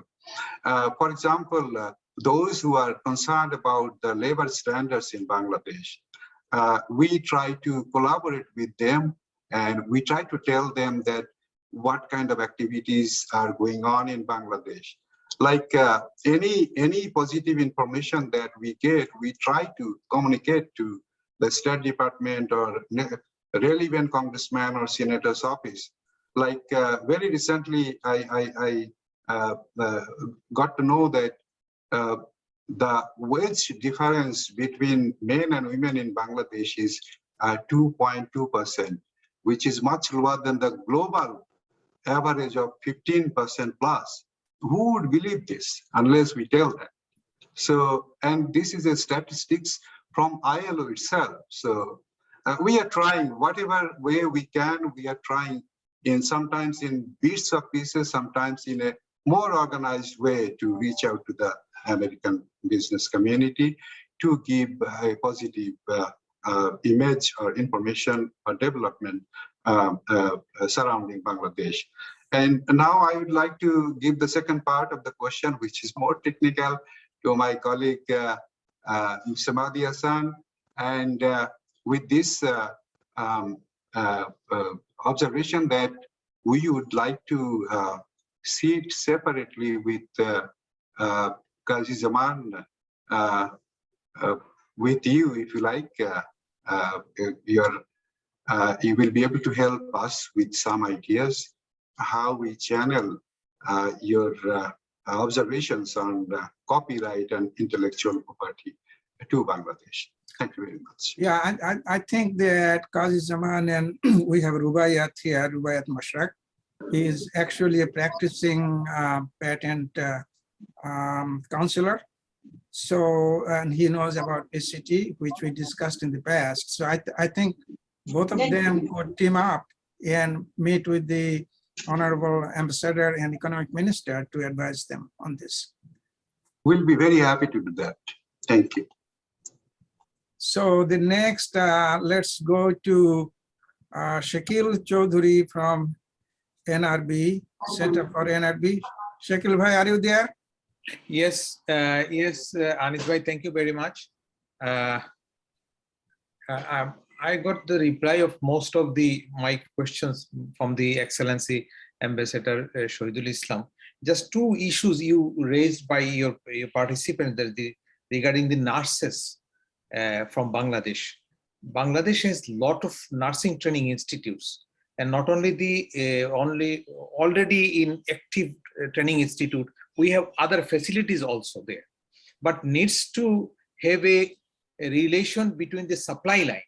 If a supply line is more or less ensured, then Bangladesh can concentrate more on this training, because it's a costly one, you know. The nursing, already Bangladesh has a plenty of trained nurses, though it's not enough for US market, but still then we can start a supply line. Now we need a connection between this health sector of USA and health sector of Bangladesh. So it's one question. I think you can have very good bridge for this, like this COVID-related facilities and the ventilations go to Bangladesh. It is purely a personal initiatives by some of the doctors, and then the bureaucracy and the government has helped that, and finally it's happened, and it's giving a very good result. And I think it's a big lobby. And as you mentioned, Anis bhai, this leaving the lobbyist fund, utilizing the lobbyist fund for best utilization of the resources of the US for Bangladesh, I think it's a starting point should be the personal lobbying. What the doctors did. I think some of you in the Dhaka, when the Honorable Prime Minister opened the engineers conference there in Sonargaon Hotel, we are in the back office with the BIDA, and we did a lot of homework for your success and your potential to utilize in Bangladesh. We hope from that, we're still waiting with the organizers what best offers or the proposals they can put for Bangladeshi entrepreneurs or the Bangladeshi government to do. Some people are going their personal initiatives and they're doing the big jobs. That's okay. That's required, definitely. But for mass people participation or the mass engineers participation, can this big organization can propose some proposals for the private sectors as well with the government. We are in the private sector in Bangladesh. I am running 35 years in the trade organizations in Dhaka Chamber and Sylhet Chamber. We can support you, as well as the federation is very active there. I believe if you come with the concrete proposals for the common investors or participants, we need technological support. We need your knowledge. We need your intellect, which we require there. We have a lot of people and easily trainable people in Bangladesh. Mr. Hanif will agree that the very easily trainable person in Bangladesh. By nature, we are very easily trainable. So I hope if you address this area, and the ambassador is very active, and he is a very good track record of these initiatives. I hope you and with this ambassador can build a bridge with Bangladesh private sector and the government policies for mass participation, not for the individual one for 2,000 taka project, say 500 taka project or 1 million taka project. It is also there. Small investors can join there, and it will help, and it will give ultimately a good result in the end of the day. Thank you very much. His Excellency, you want to say something? Please unmute yourself, sir.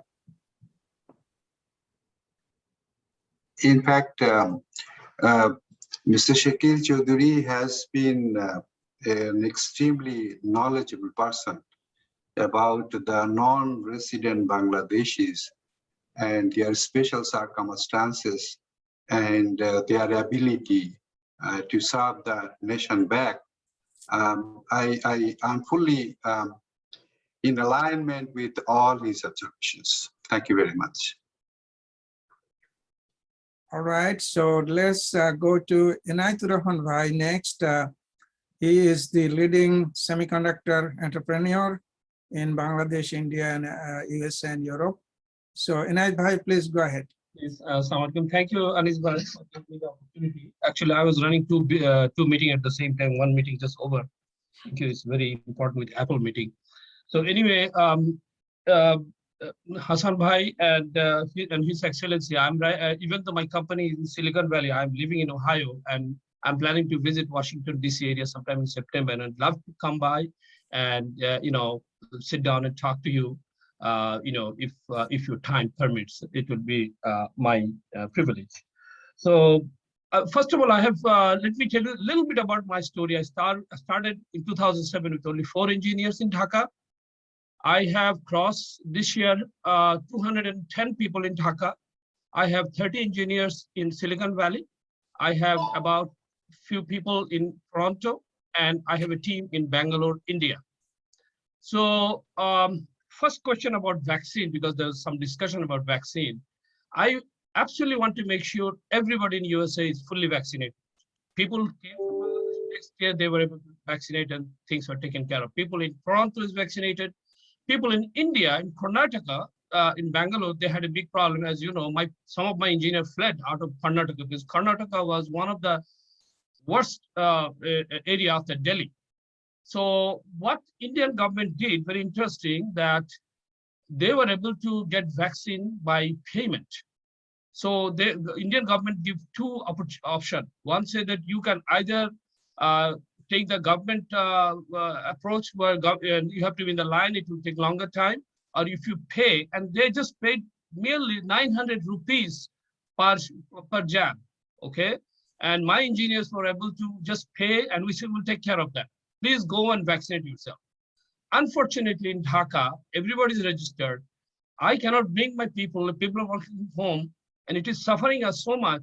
We cannot vaccinate, even if we are willing to pay. Now, the question to His Excellency, is there any way we can buy Moderna, Pfizer, whatever it is, we can ship it to Bangladesh, have my 200 people get vaccinated, because this is so dire critical, because people have to work from the office. And we are doing so many things so that they maintain social distance and everything. And still, some people got affected. I have 2 engineers, their entire family got vaccinated. One engineer's mother passed away, another engineer's father passed away. And this is a horrible situation going on with Delta variant in Bangladesh. This is the reality.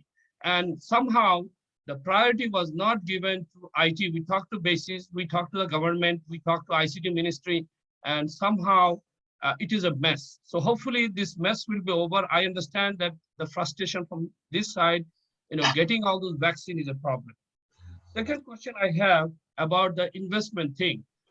I am in the semiconductor industry. Believe me, government has to come forward. Government cannot just say, I have a policy and I can facilitate it only. No, government sometimes has to put money. Think about US government. Let me tell you this. I've been in Silicon Valley for more than 30 years, 35 years, okay?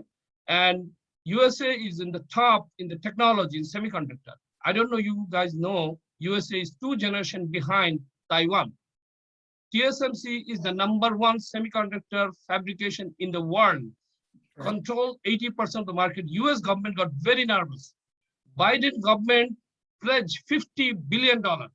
We have started working with Intel. Intel got $20 billion to do the fab and everything because they realized that their technology, I don't know, the recently name came out that Intel may acquire Global Foundries, which they don't want to merge with each other, $25 billion.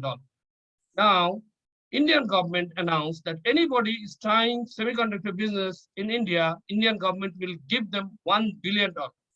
That's what most of the government is doing. So in some cases, government has to come forward, government has to put money in it. We'll be more than happy to talk about it because let me tell you this, when I started, nobody understood what I'm doing in Bangladesh. Even till today, people knows that, you know, in 14 years, I have from 4 people to 200 people, I must be doing something right. Otherwise the company cannot grow that way. If government supported me, government helped create job for the semiconductor people, I think my group would have been close to 1,000, just to give you a perspective.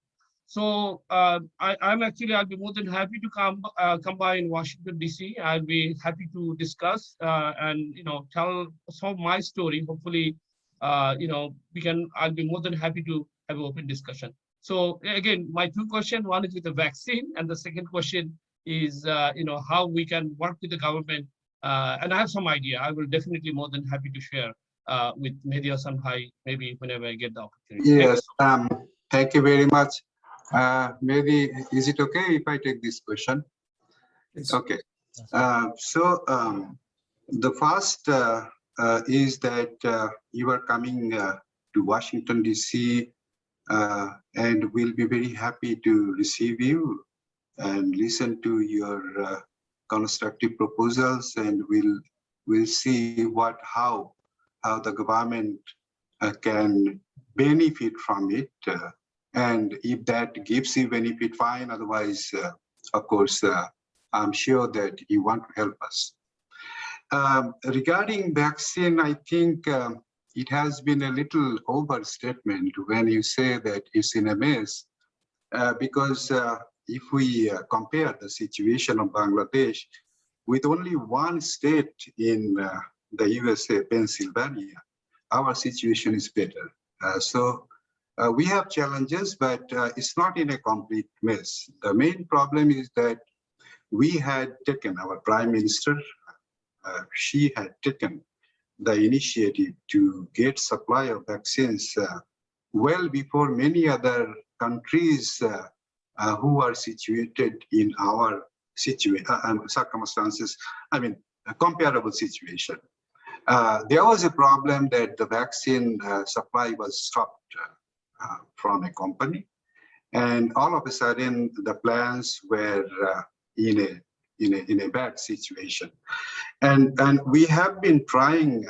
I mean, the government and all its apparatus, including embassies, we have been trying very hard to diversify the source of vaccines.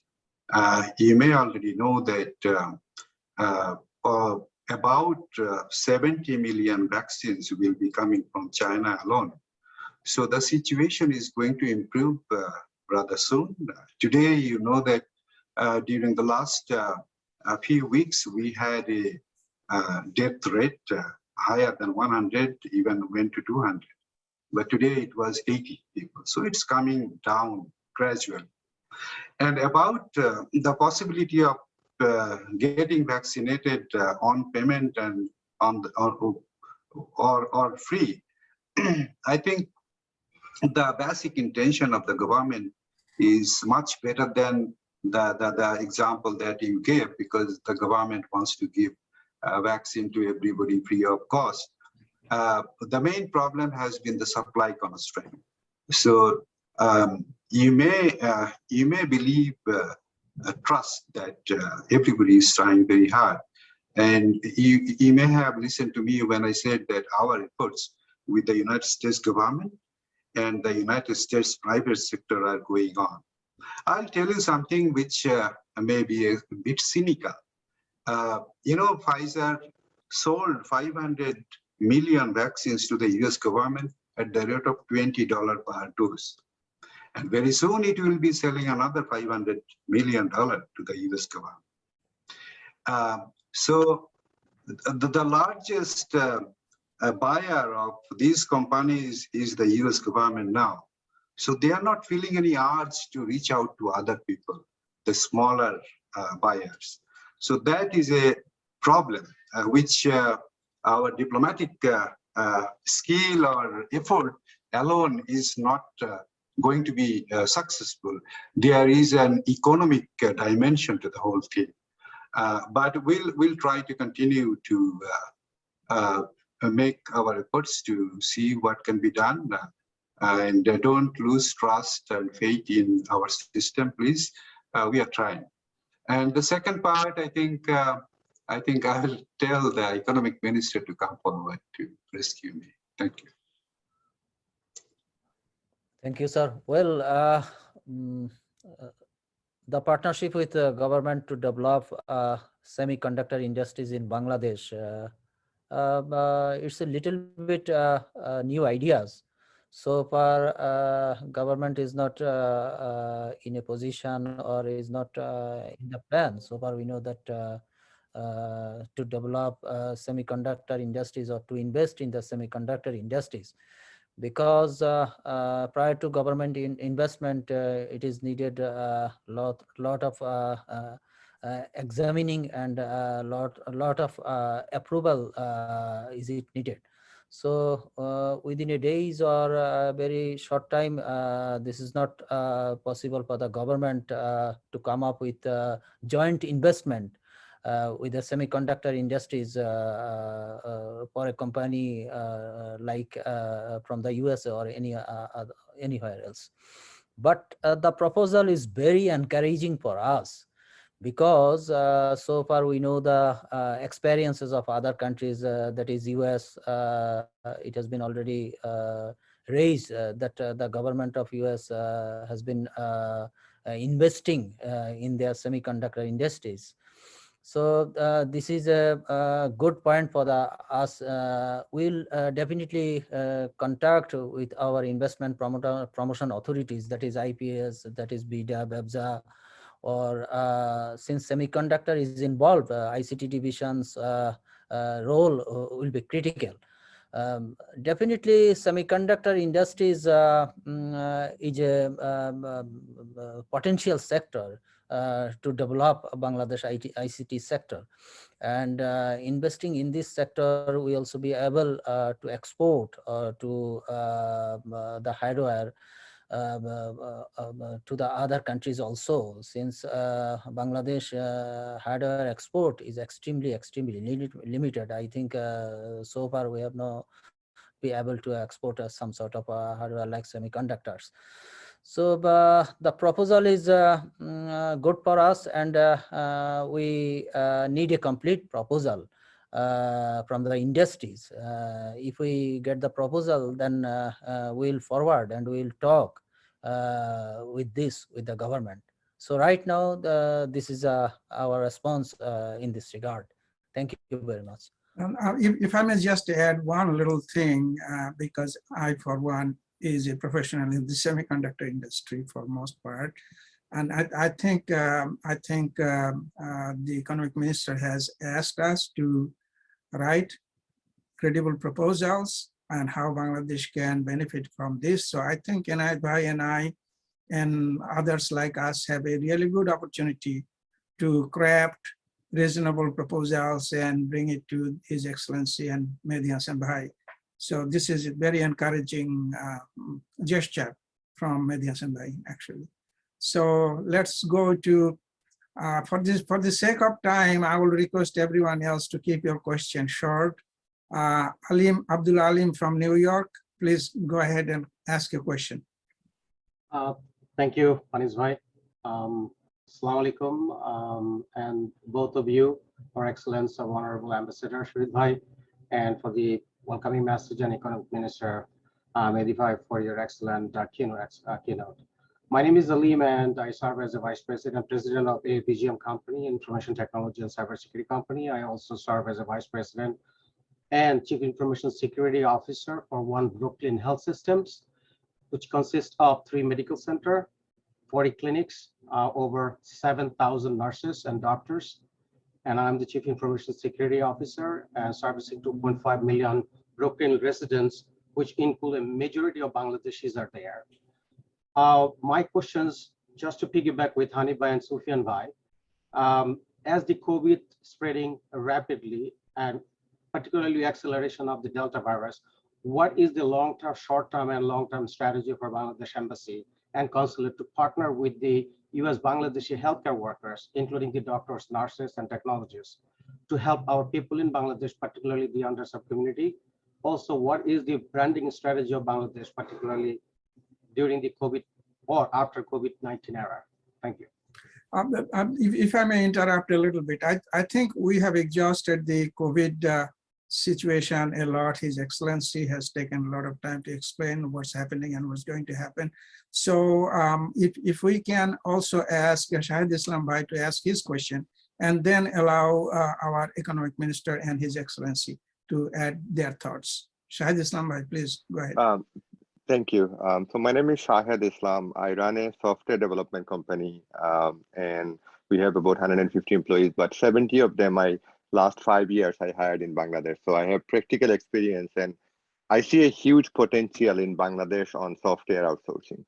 My question to you would be, I actually recently started a podcast, and I'm inviting a lot of business owners from USA who has software team in Bangladesh. And I see that there are a lot of people who have done it successfully.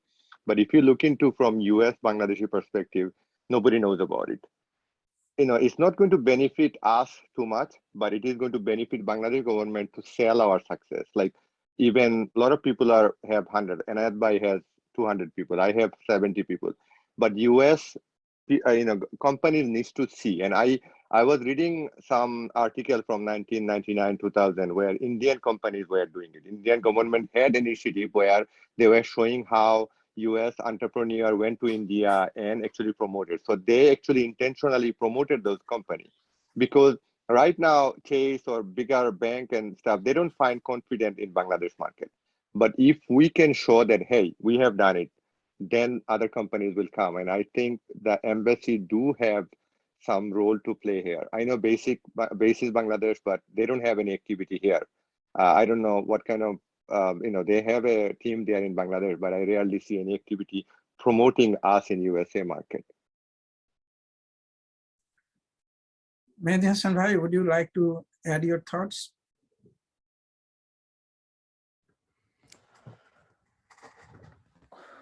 I think His Excellency Ambassador will respond the first part of the question, that is to exploit the experiences of the US health workers in combating COVID in Bangladesh. So this part, His Excellency Ambassador will respond.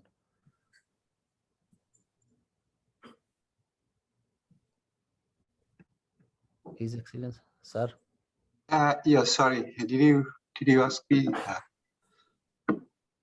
Tell me, I missed some part of the discussion. I had to go away. Yeah. The question is that the expertises of health workers in US, that is, they have a lot of expertises to combat the COVID in USA. So they want to share their experiences or to capitalize these experiences or to contribute in combating COVID in Bangladesh. So how can we capitalize this opportunity to capitalize the experiences of US health workers, Bangladeshi origin health workers, nurses or doctors to combating COVID in Bangladesh? Or we have the plan? Well, we have received a proposal from one organization, the pharmaceutical pharmacist, a forum. They have a forum of pharmacists who contacted us. We also heard from a doctor they want to help, and we have also heard from a doctor in New Jersey who wanted to help us with telemedicine. I think on a personal level, it is going on. Telemedicine is going on. I mean, when you have your family members or near and dear ones in Bangladesh, the doctors here, they are already advising them. But when you think of formalizing this kind of telemedicine service, then we'll also think about the medical association, what they feel about it in Bangladesh and so on. So I think if there is something, I have not yet received any concrete proposal on that. If we receive, then it will be easier for us to take it up with the Bangladesh side, because there are many people. There is nothing wrong that the doctors are meant to serve and they are giving service. But at the same time, the doctors want to retain their practice and they don't like competitors from outside. So it will be a balancing act between their good wishes and also their professional interests. We are ready to take it up, provided we get a good, how to say, a proposal from a platform of doctors from here. Thank you. Okay, so let's move on. For the second part of the question. Oh, I'm sorry. Go ahead, please. Forgive me. Actually, we have a few informations that is, first of all, we believe that Bangladesh has the potential in growing software industries. And you know that Bangladesh, under the ICT division, Bangladesh High-Tech Park Authority, they have developed 28 high-tech parks. And they have already built some substantial infrastructures. Those you can capitalize and you can use it to develop or to software in Bangladesh also.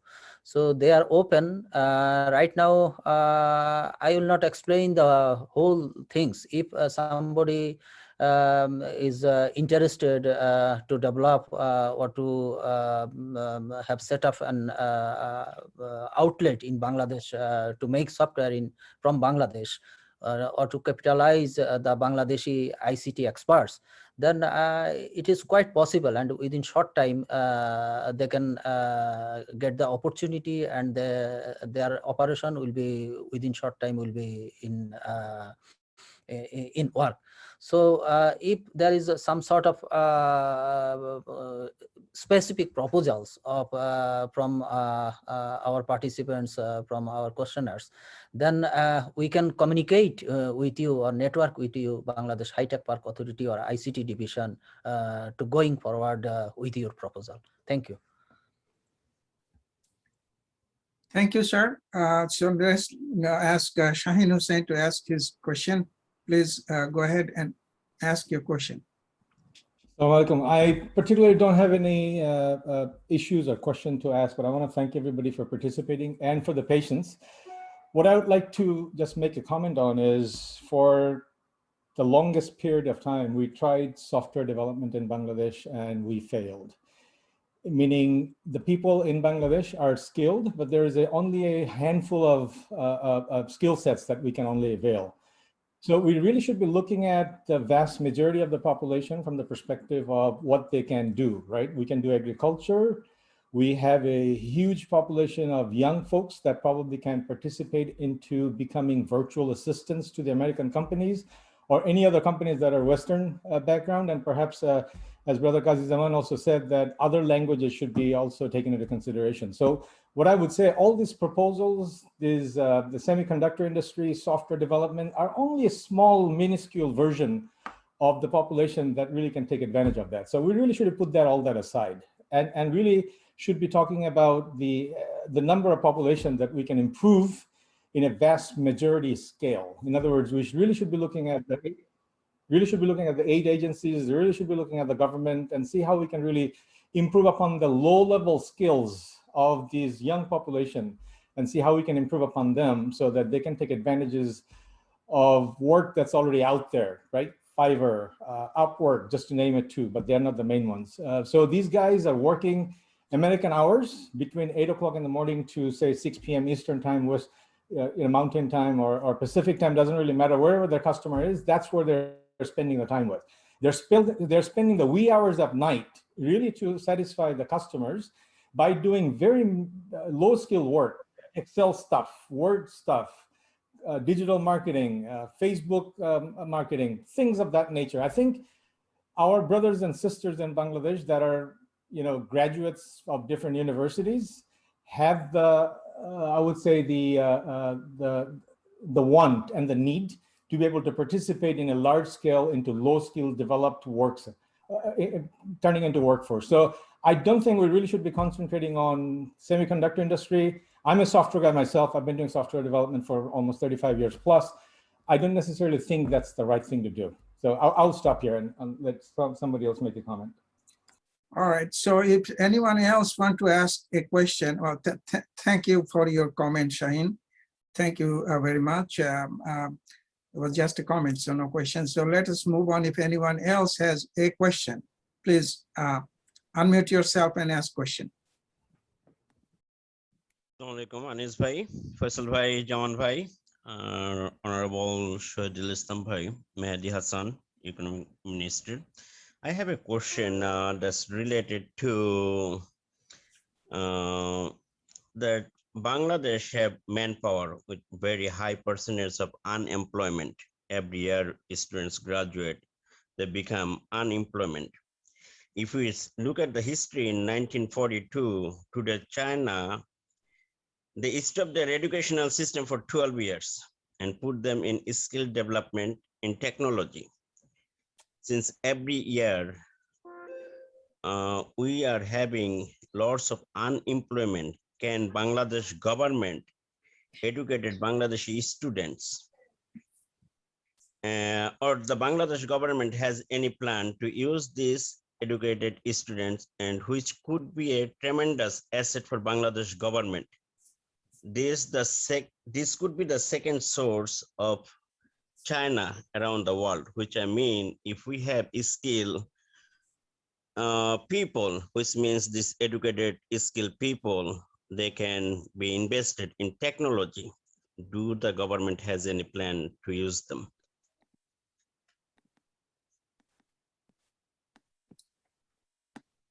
I think Mr. Mahadee Hassan indicated that for job creation, you need a lot of investment. Investment is needed to create job, and also the employment opportunity is possible if you can skill your manpower, which is your main theme. We fully agree with your proposition. There was some specific way of thinking in our society that whoever is less qualified or does not have a merit, they go to skills. And those who are better students, they continue to study, BA, BSc, MA, MAd, and PhD, and so on. So fortunately, we are by and large coming out of this way of thinking.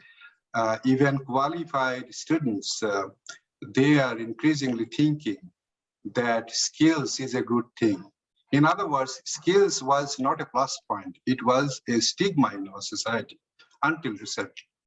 So we have the possibility of exploring more opportunities to impart training to our students. And I hope that we are moving in the right direction from the societal point of view, from the government's policy perspective, as well as private sector participation. We are very hopeful about it. Thank you. Thank you. All right, we actually exhausted more than 2.5 hours today. So unless anyone has any other, I see Dr. Nasima Bhuiya had joined, and also Dr. Ruhul Amin Bhuiya also have joined. If you have any quick comments, please go ahead and do so. If not, I think we come to the close. I have a question. I had a question for actually, which I posed on the chat room, which is that, this is particularly, it becomes more relevant with the gentleman named Shaheen, who was here just a few minutes ago, that asking for people who have the like degrees like the pass course, 2-year pass course, or just like an HSC degree or an SSC, past HSC or SSC. So these are the kind of people who can do the low tech kind of jobs. But one of the things that I'm interested in knowing is what percentage of the population, manpower population, is occupied or consists of this category of people. The people just SSCs and no other degrees, HSCs and no other degrees, or BS in science and no other degrees. Is there any statistics that Bangladesh government collects so that these could be provided to the entrepreneurs so they could use these low-skilled people, and that some mechanism could be established in Bangladesh so they could be utilized? If I may add to this one, Farooq Bhai, Bangladesh government has been actually over the last few years, 3 to 4 years, has been focusing on this skill development area to get the youths employed, and more for intermediate to intermediate, and also like polytechnic or even bachelor's degrees, people who are focused. Not only that, some master's degree, and this relates back to the e-lancers. So if you go to the Bangladesh ICT Ministry website, you will see a lot of activity about training the e-lancers. There has been few $100 million World Bank funding project that has gone on to educate people in basic office automation to graphics software to other stuff, right? So this has been happening, and if you go online, whether that's Fiverr, whether that's some of the other e-lancing websites, you will see the number of people from Bangladesh. If you're looking for a resource, you will find out that they're actually available. And over the last two to 3 years, in the past, it used to be that our average hourly rates were around like $2-3. Now it has gone up to $4 or $5 an hour, right? So you will see a little, it's moving, not as fast as it is, or it could be. I beg to differ with Shaheen Bhai, because he lives in the area, that there are software developers like him who could actually do software development. We just didn't have a, and I'm aware of the effort that he had put in with another friend of ours, Muhibullah and others, a few years back. It's not easy. I mean, going back to Bangladesh is not easy, and it takes I would say, a business model to work. So I think, as Bangladesh, we have half the population of US in a space smaller than Wisconsin. There will be smart guys like Shaheen Bhai, Faisal, and others who are in the software development side, and we do need to nurture them. At the same time, we need to nurture or take care of the masses. I believe that the current government is trying. The thing that I think that needs to be executed right is to match up the NRB organizations. Like, for example, in the scenario of the nurses, right? If Abdul Alim has 7,000 nurses working in his system, maybe Hanif Bhai could come up and work with a project, say, hey, I want 70 new nurses to come in over here and work for him in 2022, right? So in the next 6 months, Hanif Bhai basically comes up with a program on training the 100. So sorry, forgive me for interruption. Zaman, please let us continue later again, but for the interest of time, we actually have exhausted His Excellency's time and Economic Minister's time, almost 2/4 to 3 hours today. So we can't appreciate enough their contribution, their patience, and taking the time to respond to each and every one of us. If there is any closing comment from His Excellency and from Mehdi Hassan Bhai, would like to listen before closing. Your Excellency. Yeah, thank you very much. In fact, I think the discussion today we had was much better than my initial expectation.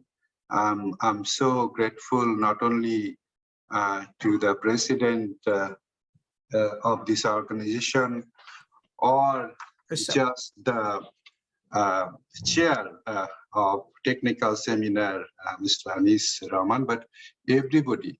And some of the participants are really of such standards in terms of their educational qualification and understanding of the issues where we should closely collaborate. And I would request you to make a short, summary of our discussions. And at the end of that, if you could give us some action points where we should follow up. Because discussions without follow-up does not lead us anywhere. We have got a lot of good suggestions in our discussion today. This is one thing. The other thing is that collective strength is always good, and to be able to reach out to AABEA is very good. And if we can use this platform for benefiting our country, that will be very good. But there was something that Mr. Shakil Chaudhary was saying, that there is also a room for personal lobbying. I mean, you can always do something what you want to do in a smaller way. For example, from now on, I'm not giving any IT-related work to any American firm. I'm telling my officers, find out somebody in Dhaka who can do it. 5 lakh taka or 10 lakh taka. I mean, he gets an experience and exposure to how to work in this environment. So I have also met some IT experts and engineers who routinely promote their friends and younger brothers to come here or work from distance. So that is also a parallel model which we could continue with. And especially for Mr. Farooq Siddiqui, with due respect, I think we will have to study a little bit more with more precise data and information on the whole economic situation and manpower situation in Bangladesh. Me and our economic minister, we would work together to do that. I mean, when you interact this way, then you discover your strength and weaknesses. So we'll do a little bit more work on data collection. Thank you very much. Mahadee Hassan bhai, closing comments, Thank you please. very much. Thank you for participating and also making the wonderful comments and also wonderful contribution. Thank you, everybody. Thank you, His Excellency, for responding most of all the questions and also explain the government positions. Thank you very much. So we have I'll just make 2 more points and then we'll close. I think Faisal and I will plan on behalf of AABEA to meet with His Excellency Ambassador and the Economic Minister and others to bring our proposals. Inaid Bhai and all others are invited to join us. Abdul Alim, Qazi Zaman. So we'll have a team of AABEA personnel to come and meet formally with our proposals, as we have done in the past several times in New York and DC as well. And last but not least, you all are invited to our annual picnic. This is on. I will let Mizan Bhai to explain, but this is gonna be a fun picnic in Gaithersburg, Maryland. Mizan Bhai, go ahead, please. Oh, thank you so much, Anis Bhai. So this chapter is organizing a picnic in Seneca Valley State Park in Gaithersburg, Maryland, October 9. It's a whole day fun, I would say. I mean, we'll go back to our childhood. So those are the fun items will be, and you are all cordially invited to that picnic. So please join with us, and thank you so much for your time. And we'll enjoy the time if you can join. Thank you.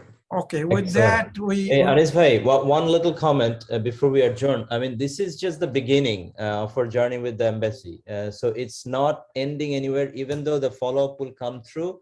Absolutely. But this kind of sessions will continue And that's how we will make progress. So it's not going to stop. I know there's a lot of questions people had that have not been answered yet. It's going to take much longer, but grateful to our guests today for staying back so long.